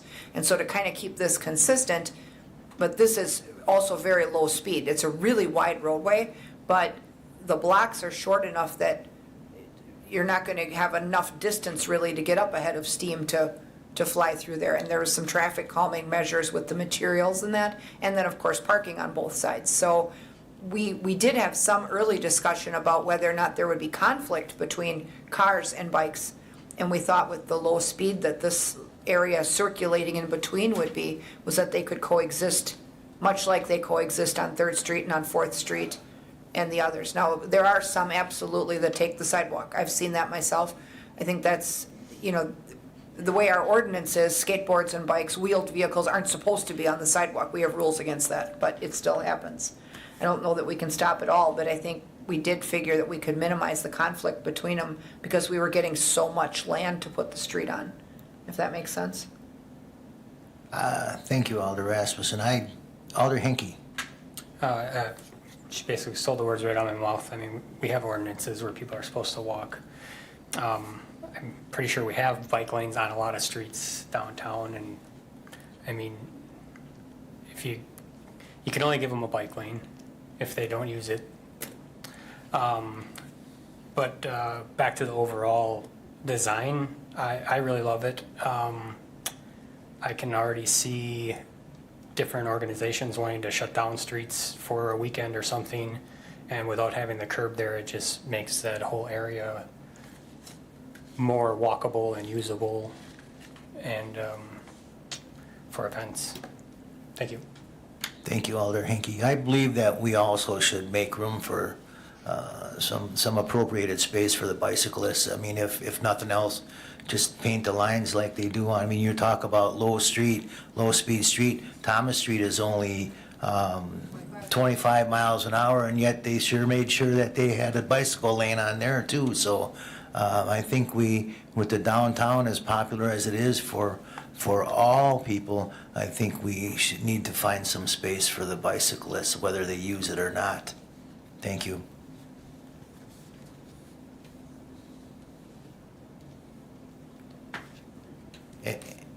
I just guess I'd like to step into a little bit about, I mean, when we discussed this, in the previous committee, And it was decided not to put bike lanes, and we did have Brad Lenz was here representing the bicyclists, and kind of agreed that this is a slow-moving street, and like Third Street doesn't have it, so, and Washington Street won't have it. You know, the main corridors like Scott Street, a one-way, we provided bicycle lanes, but this was felt that bikes would mingle in with the slow-moving traffic and not provide bike lanes. And I see Andy stood up, so maybe he can provide some input also. Hello, Andrew Lynch. I'm the new assistant city planner in the community development department. I think I've met most of you, but not all. So my previous job was working for Marathon County in the Wausau MPO as a transportation planner. And I got the opportunity there to focus quite a bit on bicycle and pedestrian planning. So I'm very familiar with that, and also living and bike commuting in Wausau. I'm very familiar with the issues that you're speaking about, Alder Smolin, and that you're also speaking about, Alder Larson. And it basically comes down to an issue of comfort. So as you pointed out, on Thomas Street, there's a bike lane, and by all standards in the books, it's quite adequate, but you'll still get plenty of cyclists that are on the sidewalk. And, you know, I've seen it, and I've seen cyclists in the bike lane too. And in the downtown streets, it's relatively slow traffic, like on Third, and some people still choose to go onto the sidewalk at times. And some of that's education, but really it's about comfort and how comfortable they feel. So, you know, with the Flush Street design to drastically slow down, to physically delineate an area as something different, and to, you know, slow down the car traffic, that I think it raises the comfort level enough that it makes it much more likely that cyclists would feel comfortable in the street. You know, I would, with this kind of design, I'd take my kids who are teenagers on it easily. I would take them through downtown streets, on the street, no problem. But you know, you know, that's all a matter of their experience and comfort and how the area is presented. And you know, Tool Design is really a well-known, nationally, you know, known design company, and you know, I kind of have to lean towards their expertise on this. So if I can ask then, Thule Design, what are your anticipated speed zones for downtown? 10, 15 miles an hour on these new streets? Yeah, I mean, I'm not sure what the posted speed limit in downtown Wausau is today, but Well, that's you know, what I'm asking you. What are the posted speed limits going to be on these new streets? Well, yeah, I mean, unfortunately, I mean, I can't, under my power, I wouldn't be able to set speed limits, but I think with the design of a Flush Street design, we could get speeds well under 20 miles an hour. And with the short blocks, I think that, like the gentleman spoke before, the level of comfort for a cyclist sharing a road with vehicles under 20 miles an hour, the comfort level goes way up. That didn't answer my question, but thank you. I have just a Yes. comment about speed limits. So we set the speed limit in the downtown. We set the speed limit on local streets. But at one point, like when you think back to when the mall was open, when the mall first opened, Third Street was set for 15 miles an hour. No one went 15 miles an hour. So they took the signs away and they all became 25. And so in spite of that increase, it does take quite a bit to get to 25 between blocks because they're not very long blocks. But even with that, we still haven't seen a substantial amount of conflict between cars and bicycles in the Third Street corridor, even with angle parking, like backing up into the lane. So and these streets will be way wider than those streets. So I feel like these should actually feel better for people using them. If they're already not stressed out using Third Street, this will be even better because it's bigger. And so, you know, I don't know that it would be wise for us to try to set a speed limit at 15, because when we had Third Street at 15, no one did it. So, and setting it to 25 where it is today, you don't see a lot of people speeding through there because there's so many opportunities to stop, you almost can't.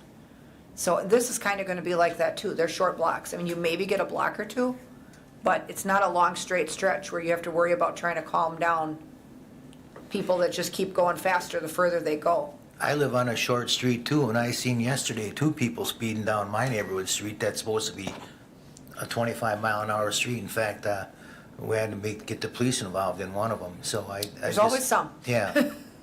Thank you. Yep. Yes, Alder Henke. Correct me if I'm wrong, but those curves, those slight little curves in the road, are those speed control? Or is that aesthetic? I don't know if that's tool. Typically, Yeah, I mean, typically you see that around kind of- speed control. Any kind of curvilinear treatment, some of that was due to site constraints and existing conditions happening and needing some clearance issues. But yeah, any kind of curvilinear treatment will automatically kind of slow vehicle traffic, you know, instead of a straight kind of corridor shot. I think also just the amount of activity down here, especially during heavy times, will slow traffic too, just like on 3rd Street when it's busy. People drive very slow. This will be a little bit better because of the parallel parking. There won't be people backing up into traffic. I think it'll be more comfortable for the bicyclists as well. But I think with the combination of pedestrians and activity and businesses and things, just like when 3rd Street is very busy downtown, traffic moves very slow through there. Very slow on Wednesday night. Right, yes. Mm-hmm.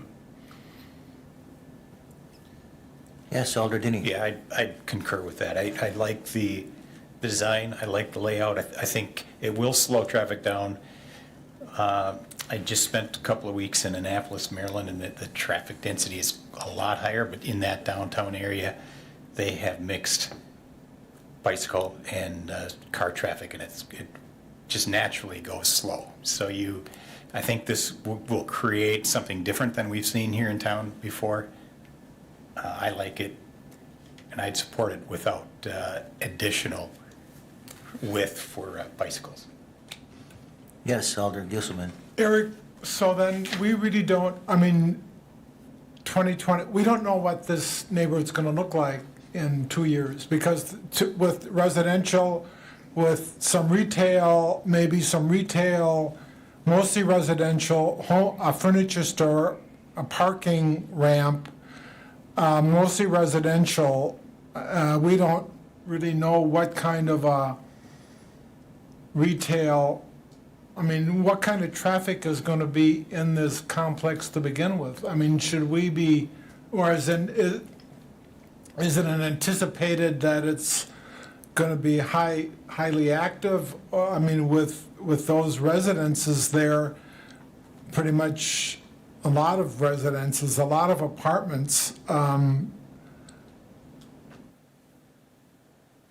I wonder what that neighborhood's going to look like in 3 years because of what might or might not go there. I guess I just, and you know, is it too Yeah. early for that kind of a design?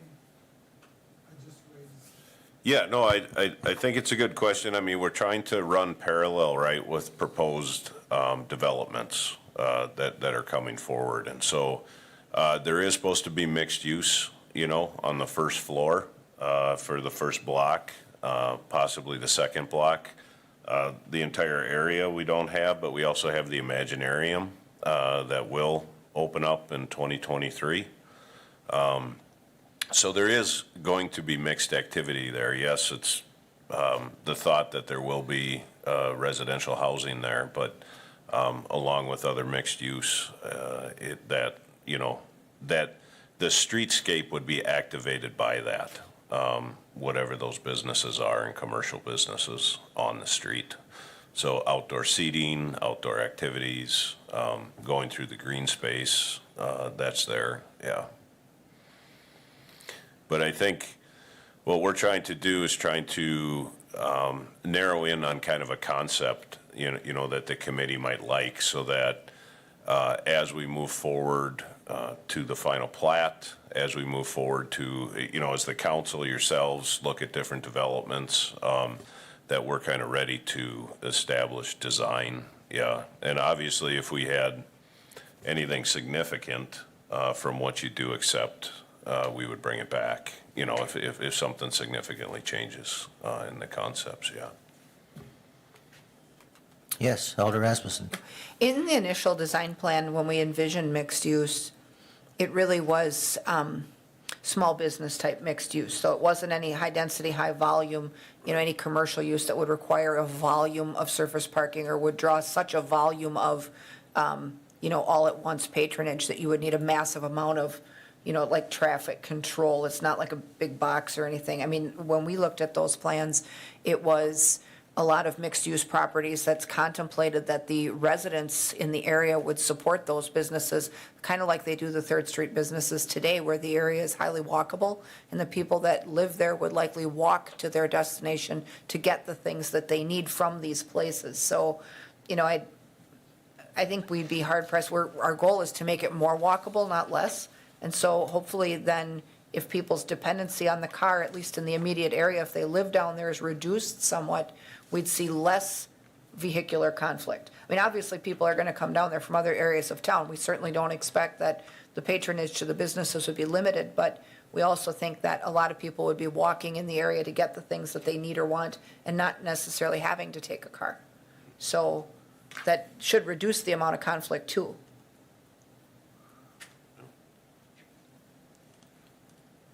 Any other discussion?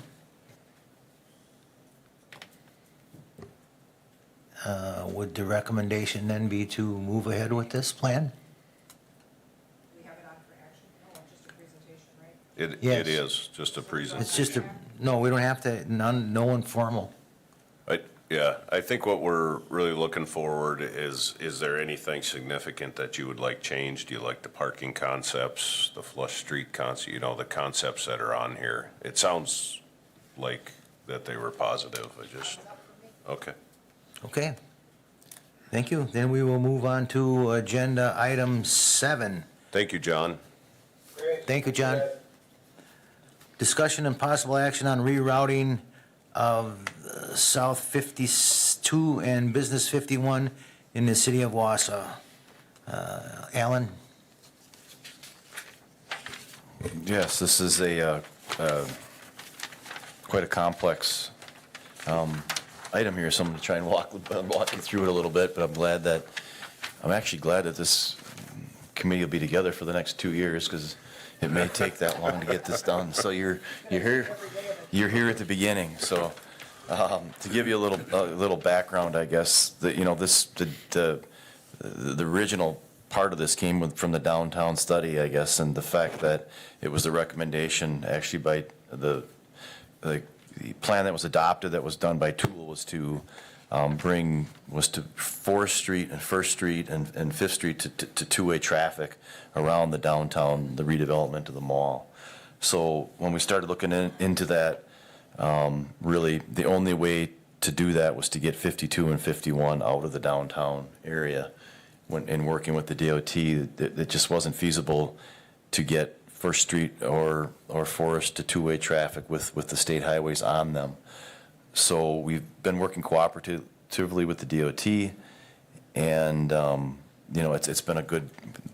The DOT has interest also in getting 51 and 52 out of the downtown, so they're very interested in working with us at this point. And I'd just like to go through a little bit on the map. If you have the maps in front of you, first just 52 and how it goes through. It comes off the highway if you're on the west end of town. It goes all the way down 52 Parkway, down Stewart, and then it goes across the river and on First Street, Forest Street, kind of around the old mall, and then up. It goes around, comes down Forest Street, goes up 6th Street, all the way to East Wausau Avenue, and then east. The same way coming 52 the other way, it kind of goes down 5th, and we just kind of had the reroute where it goes down Scott and out. So it's really the separates on two different one-ways. So then if we start on 51, Business 51, up by the north end of town, up kind of by Fleet Farm, you know, it comes down and it utilizes Third Avenue for go southbound and First Avenue for northbound, and then it goes through the downtown. It also follows the same route that 52 does when it gets to that point, and goes around First Street, Forest Street, and then south down Grand Avenue. So it's you know, once again, so you got 52 and 51 in the downtown corridor. So that's kind of the way it sits now. So when we started looking at some options with the DOT, we had several options, I guess, and this is kind of one of the options that we settled on the second half of the page. If you can look, if we follow 52, 52 would now be on Bridge Street, and it would go across the Wisconsin River on Bridge Street, and then utilize 5th and 6th to get to East Wausau Avenue and go out of town. Which, if you look at the two maps, it's a lot less distance on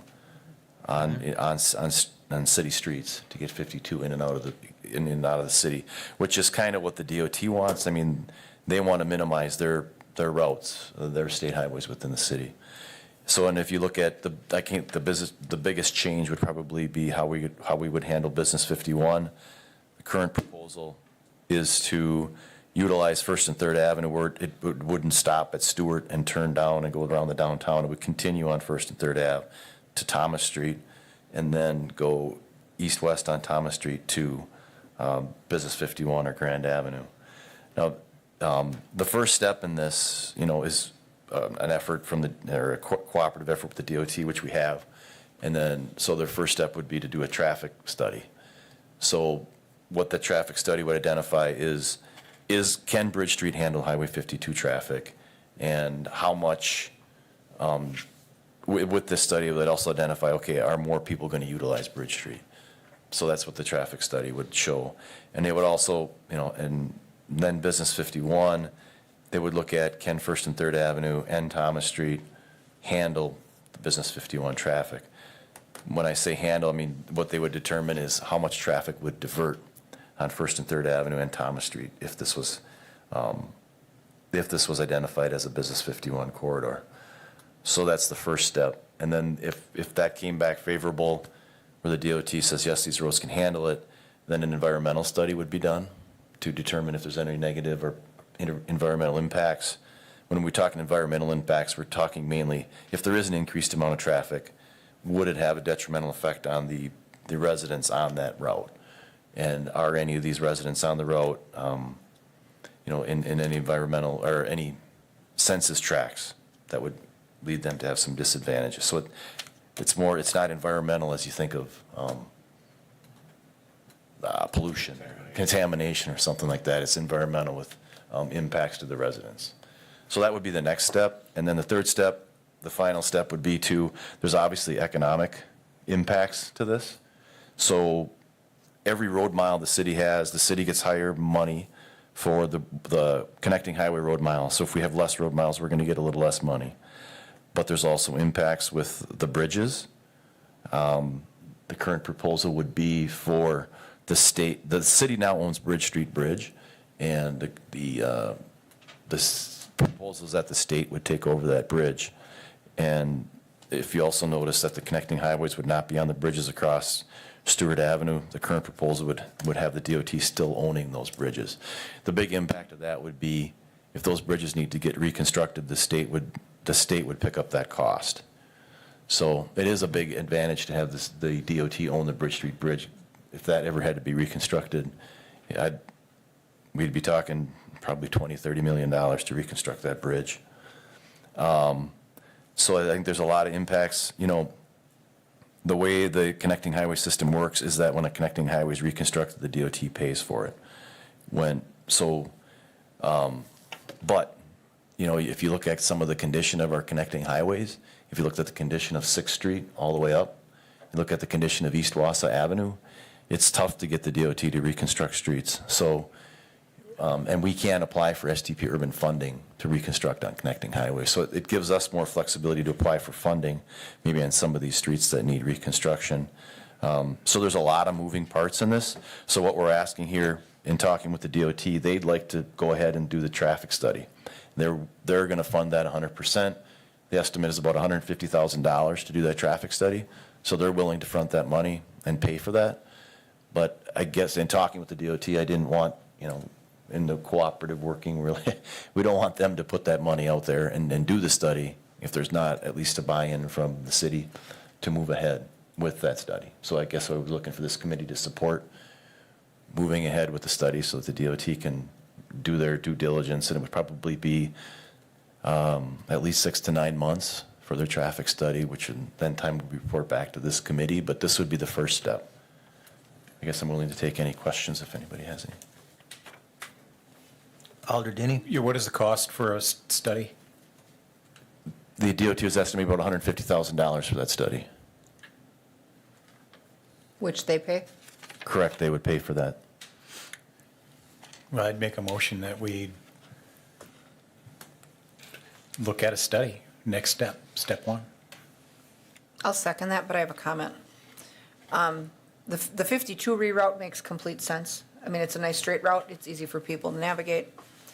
I think that we're going to find, first, if we take Business 51 across on the Thomas Street Bridge, we've had a lot of debate over the years on a 2-lane bridge versus a 4-lane bridge. That's a 2-lane bridge.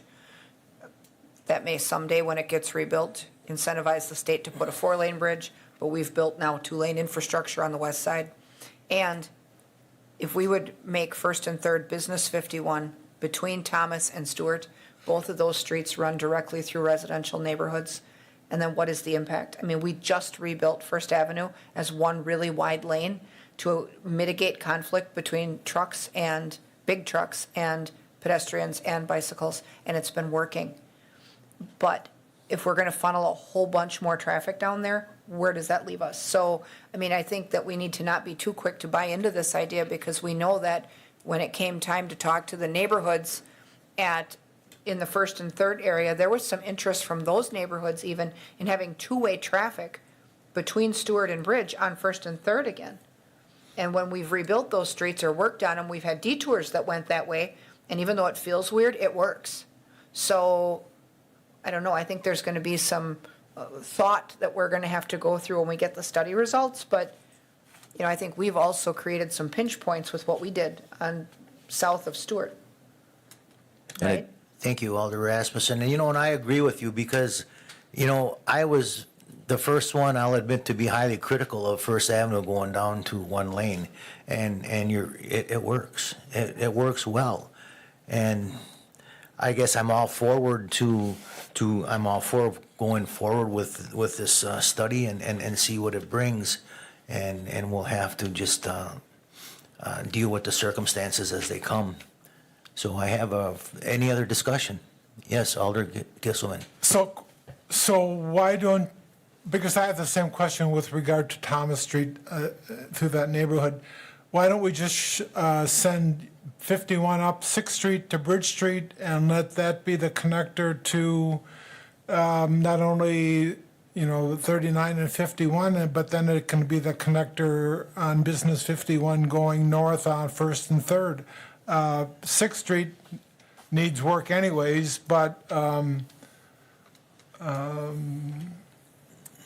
don't know if that, because I think you may need the other way, you may need it coming in the other way, and I would have to, but I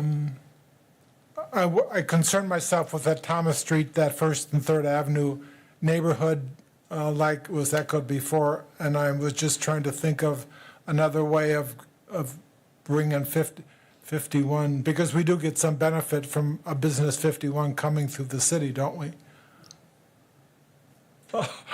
I would, yes, and that's why the traffic study will be done. They'll look at whether the existing roads can handle the traffic, and obviously they can now. I guess my feeling is when we rerouted 52 downtown here to Scott Street just about 2 years ago, the traffic study they did indicate that what they found is that it made very little difference how they noted 52, that not many people diverted, whether it was 52 or not. So my feeling with this is that it's not going to divert a lot of traffic no matter how we mark it. I think most people don't even see the 52, 51 signs, to be honest with you. I don't think but maybe I'm wrong, but I think that's what the traffic study will identify. Will it be 1,000 more cars a day on Thomas Street? Will it be 10,000? I mean, if it's 10,000, it's not going to work. If it's, because what they would look at is how many people coming in on 51 from, Business 51 off the highway from Merrill follow those signs through town. Or are they mainly local traffic? Like if you're coming down 51, Business 51 on First, or excuse me, on Third, and you want to get downtown, well, you're going to take Stewart Avenue. If you want to get, go all the way through town to get to Schofield, you can make your choice whether you want to go through the downtown or you want to continue on Third Avenue. So my personal feeling is I don't think a lot of traffic's going to get rerouted because of the signing, but I guess that's what a traffic study would indicate. And to answer your question, Gary, kind of about why can't we continue, we did, one of our alternatives was keeping Business 51 on 5th and 6th. But then what we run into is the triangle by the courthouse there, and trying to get, if that's under state control, trying to put a roundabout there or something and get two-way traffic on Forest, that really complicates that. So one of the options we did look at possibly was running 6th Street two-way traffic, but then that kind of runs into a bunch of issues too with the stop signs all. So this seemed to be the simplest, or not the simplest, but maybe the most straightforward way to get Business 51 completely out of that triangle and the downtown area. Yes, Alder Rasmussen. Thank you. This might be a stupid question, but, I know that sometimes we have difficulties in working with DOT. But often when we want things that, they're not necessarily ready to do, they say, well, maybe you can do that, but go ahead and pay for it then too. And, we've always been reluctant to go it alone, but I can't imagine that it would be so difficult to get them to approve of allowing a roundabout, assuming they didn't pay for it. Is that any more difficult than getting them to reroute this entire system on a totally different path through our city? Because what we went through to get Scott Street changed over for McClellan or McIndoe, that was a lot of effort, and it took 2 years. So none of it's easy. I just can't imagine that getting a roundabout that's not funded by them approved could be any worse. And, I'm interested to see the impact of the study, because our goal with changing Thomas Street to the twiddle with the turn lanes was to calm things down versus what the 4-lane would have been and the pinch points that it had where it was to start with. So the last thing we want to do is rebuild that and then run a bunch of traffic in there and make everything worse. So, right? I mean, I'm Yes. interested in the study, but I'm kind of skeptical on some of I am this. too, and it's interesting because you kind of took the words right out of my mouth, because I'm not real anxious to put more traffic on Thomas Street either, because even, it was supposed to be a fix-all solution. We don't need to be tearing more people's, asking more people to move out of their homes to widen the street for a highway to go through there, nor, as it is right now, when, Colby gets out of work, there's traffic that's blocked, backed up for blocks, It does congest in that along eastbound lane yet. So, I mean, it'd be interesting to see what happens with this study, but I am willing to support going ahead with this Me study. too. So, yes, Alder Denny, did you have, no? So we have a motion and a second to move forward with this study. All those in favor signify by saying aye. Aye. Aye. Opposed? That passes unanimously. Thank you. Okay, item number 8, discussion and possible action on state municipal agreement for project ID 6999-18-08/78, North 18th Street, South STH 52 to South Street. Alan, this is yours again, I see. Yes, so with the part of the bill funding, the recent bill funding, the bipartisan infrastructure law, there was funds available for what is considered the 2022 STP urban funding. So we applied, the city applied through the MPO, and also Weston applied through the MPO to get funding to do a project. And the project both projects are funded at 70%, so they're both fully supported by the MPO. And from that the estimated project cost is $702,487. 70% of that would be federal funding and 30% would be city funding. This would basically be, the funding was pretty limited. It was basically for a mill and overlay, or a mill and, it couldn't involve real estate. Some people have been asking me why we picked these certain streets and why don't you do other streets? And it was quite a complicated, it couldn't have sidewalk. It just basically had to be a project that we could mill and fill, but, you know, mill it off and put asphalt back. So this project fit, it serves the Wausau East High School and also the grade school. So it's a good road to get done. And with 70% funding, it would be actually bid. It's a very tight time frame. It would be bid this fall, awarded late fall, and constructed during the summer of '23. Even though they considered it a 2022 project, it will be constructed in '23. But this SMA would get us this $484,000. Thank you. Any discussion on this? Move to approve. Second. Any other discussion? No? Then all those in favor of approving this and moving it forward signify by saying aye. Aye. Aye. And any opposed? And that passes unanimously. Thank you. And on to item 9. Discussion and possible action on authorizing a public hearing to amend the official city map for the 28th Avenue corridor. Right, yep, Alan? so this is, right now we have a official city map corridor for 28th Avenue. We have been working with the county, and we had some additional work done by Becker Hoppy to look at a 2-lane alternative through here, which would reduce the need for this, the amount of official city mapping. So when we change the official city mapping, we need a public hearing. So there wouldn't be a lot of discussion today on it. The discussion would happen at the public hearing, so we're requesting that we set this public hearing. Okay, thank you. I have just a question. This 28th Avenue, you're talking about like from the hospital north, correct? Going up that hill Correct, by the church and stuff, Highland Church, and up into Highway U? correct. And my other question is that we've had discussion on this before, that this is also bordered by a lot of county land. Is that correct as well? Yes, And would it be possible at the time of this for us to receive any county money from this? I'm asking, like, it was brought up at previous meetings, I believe Alder Rasmussen brought it up, that, there's, I don't know, maybe 25,000 vehicles paying a wheel tax in this city. And would it be possible to recoup some of that wheel tax money to help pay for this project from the county? Alder Rasmussen. Yep, thank you. I guess I'm just going to recall old history on this, because originally the county came to us and said, someday we may turn the top of that steep hill into a cul-de-sac, and, then therefore, you guys will have to figure out your own path for what 28th Avenue might have been used for. And we had originally, I thought, on the official city map, had enough land mapped for like a 4-lane road that goes up and around to get around where the steep hill now is. And didn't this come to light when the Achieve Center tried to get a permit for an addition and they couldn't get it because of our map? So we figured out that we still wanted to reserve our right to someday do something there, just not as much of it.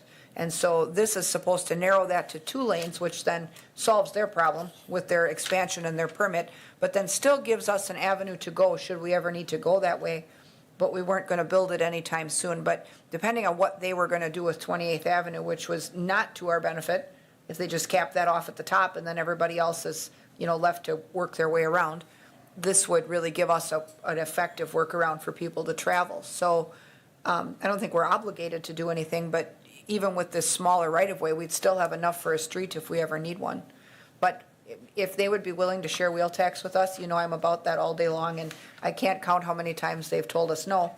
But I think once we were able to collaborate with them on a project, and it was County O out by Great Lakes Cheese, but not for lack of asking. I know we've asked before about, the in-town portion of some of their roads, and we've still not been able to get that collaboration, even though we all contribute heartily to the wheel tax perpetually, so. Thank you. Thank you. Yeah, I guess I can, a little bit into that too, that the reason for this official city mapping change would to go from a 4-lane corridor to a 2-lane corridor. We've looked at the amount of projected traffic out here really doesn't support a 4-lane corridor. And it would also, so shrinking the amount of land on the official city mapping, but it would still allow us to put a 2-lane roadway through there. And then I guess after that, future decisions would be, are we going to build it or how are we going to move forward with that? Right. I guess I just had to throw that out there because after reading through that came to my mind again. And I guess all we're looking forward to is staff recommends approving a move ahead for setting up a public hearing. Do I have a motion on that, or is there any other discussion? Well, I moved a public hearing, but I have a question also Okay. then. Sure. Go ahead, Alder Gissman. So what, is this being driven by the county? I sense this is being driven by something what the county is up to with regard to north on 28th. Well, I think if memory serves, they wanted to back out of the notion that they would ever connect County Highway R, right? Correct. So this corridor that goes to the north into the village of Maine, 28th, 20th. if we rerouted this up by 30th, Right, the county is not in favor of that corridor. They're actually going to abandon their end of the corridor north of Wausau Avenue, and so is the village of Maine. Our conversations with them. So this will preserve our corridor within the city limits up to West Wausau. on 28th Avenue. Right, Well, it'll reroute it, up Maple Hill? Up and around. Up on To get away from that steep grade on 28th. The map was included, Gary, it's the red Right, shaded right, area. right. Yep. It'll reserve that corridor in the red shaded, it just won't be as much land there. That red shaded area should shrink if we go to a 2-lane. Yeah. okay. So the county, right, like Eric said, the county has kind of told us they're not going to build it now. Right. So, Yeah, right. Yeah. So it's really, the thought is that, for the next, this may not be built for a number of years, right? So do we want to preserve that corridor or not? And that's really the question on the table. So, we have had calls from some of the homeowners in this area. Obviously, the county owns land within the city that they've purchased for this corridor. Some people want to buy the land back, some people still want to sell other pieces, and so we've just been referring them to the county, because at this point, we're not, yeah. So at least this will allow us to get the public input and feedback. Sure. Yeah. Have a second for his motion? Yes, we did. We had a second by Alder Denny, so all those in favor of moving ahead with the public hearing signify by saying aye. Aye. Aye. And no opposed? That passes unanimously. Thank you. And then on to 10, update on discussion of 2022 construction updates for 2022 projects.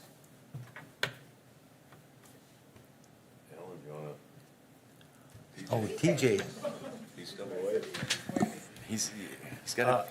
I'll take a couple of the projects. Alan can help me out on some of the other ones, but,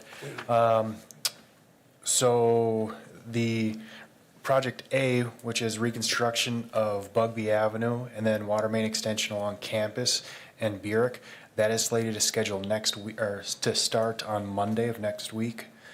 And then Project B, which is 4th Avenue from Bridge to Knox, that is also scheduled to start as far as tree clearing next week, but then the actual excavation and temporary water main won't start until the following.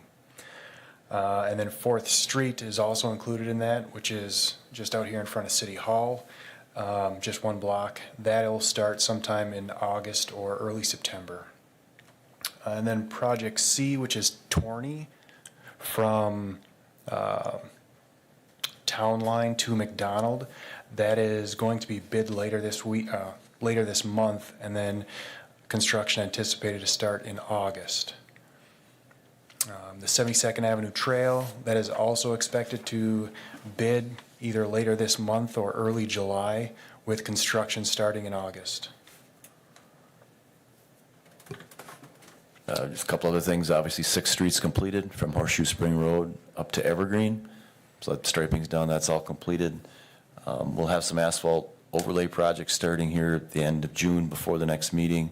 6th Street, basically from the courthouse to Scott, will be milled and overlaid. It's about 3 blocks, it's in pretty tough shape, but we're overlaying that. We're also gonna be overlaying the intersection of Kent and Grand. The concrete out there is in rough shape. It was beyond repair with the joints, so we're gonna mill that concrete and overlay it, that intersection. We also have an ongoing sidewalk project. You may see miscellaneous sidewalk squares getting replaced in the city. That's ongoing with sidewalk complaints, so that'll be ongoing over the next month. We have a concrete repair project that'll be taking place. That's miscellaneous joints getting repaired on several streets in the city that was bid out, and that'll be starting in August, late August. Some of the areas that'll get hit on that are Bridge Street, from like 4th Street to the bridge, and then, or 5th Street to the bridge. And then there's some stuff around City Hall here, Grant Street, these joints will be done, and then the 1 block of 4th, and then some other miscellaneous concrete joints. And that's about it. I have a question. And maybe this is not the appropriate time to bring it up, but, you know, every time I see this building in the newspaper, it shows that front sign, and it looks disgusting. You know, and look, where's our city pride? You know, we have this beautiful old building that looks like trash on the outside.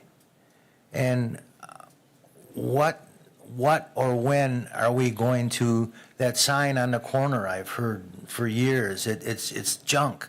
When are we gonna spruce this area up? When are we gonna clean this building up? When are we gonna fix the joints out? When are we gonna steam clean it? Is that something we need to put on the agenda for next meeting? Yeah, so, you know, it's on CIP requests. If they reach 25,000, that'll go to the CIP committee, and then council will determine which, you know, their priorities. So is it already on the CIP committee? There are quite a few projects from facilities on CIP. I went through those, some for City Hall, some that met the $25,000 threshold, others that were less. So those would have to be funded through the operating budget. So is that something that needs to be approved through this committee first? It doesn't get approved through CISM. Okay. Facilities don't, no. Okay. It's just something that, as we have money, we, you know, do projects. I guess, you know, whenever I see, go visit the Wausau Pilot Review and they have that sign, it's just, where's our pride? You know, where's our pride in our own buildings? You know, and it's just, it needs to really be addressed, and thank you. And yes, Alderman Asmussen. I have just a question on construction. So it sounds like, based on our timelines and the bids, we have bitten off an awful lot of work late summer, August and into the fall. Are we confident with the lengths of these contracts that these contractors are going to get the work done before winter? I mean, we always have trouble late season with people needing extensions and unforeseen delays, and then there's the weather. I mean, we've bitten off an awful lot that's going to start in August, and that, you know, 2/3 of the summer is gone then. So we're going to be firm with the dates, or what? Yeah, I think our major projects, you know, 4th Avenue and Bugby and Burek are gonna be starting here next week, so, we're confident. I mean, the concrete joints don't take long, so yeah, we have good contractors, so we're confident the work will get done. Okay. Okay. Question, Yes, Alder with Gilselman. regard to 4th Avenue, and I've sat on this, on parks, and just so that you know, people will be watching the level of tree removal with regard to Fourth Avenue? Because I know that that is quite sensitive to a lot of people in the city. And I don't want to be hearing, because they usually, some people will find me. Just a comment. Well, we did have the public hearings and stuff where, so the residents that were, that showed up, they had the ability to ask and see in detail each of the plans and what it affects for their properties and stuff, so. So hopefully if they had concerns, they showed up and asked our engineers questions. So, Well, it would be not necessarily the non-residents, but the people that are concerned about trees in the city, and especially as we construct new streets, people are concerned about the level of destruction of trees as we go along, and just right, and I understand that. I mean, it comes up every year, and so, and we are sensitive to it, and we don't remove trees that we don't have to.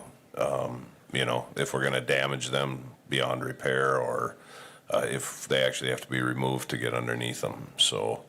But I also understand that if we remove a few trees versus dozens, we're still gonna get complaints, so. But we only remove what's necessary, so. Yeah, right. Yeah. Thanks, Gary. Okay, one more thing. Adjournment. What's that? Oh. Adjourn. I'll make a motion. Make a motion by Hanky, second by Alder Denny. All those in signify by saying, want to adjourn signify by saying aye. Aye. Aye. Thank you.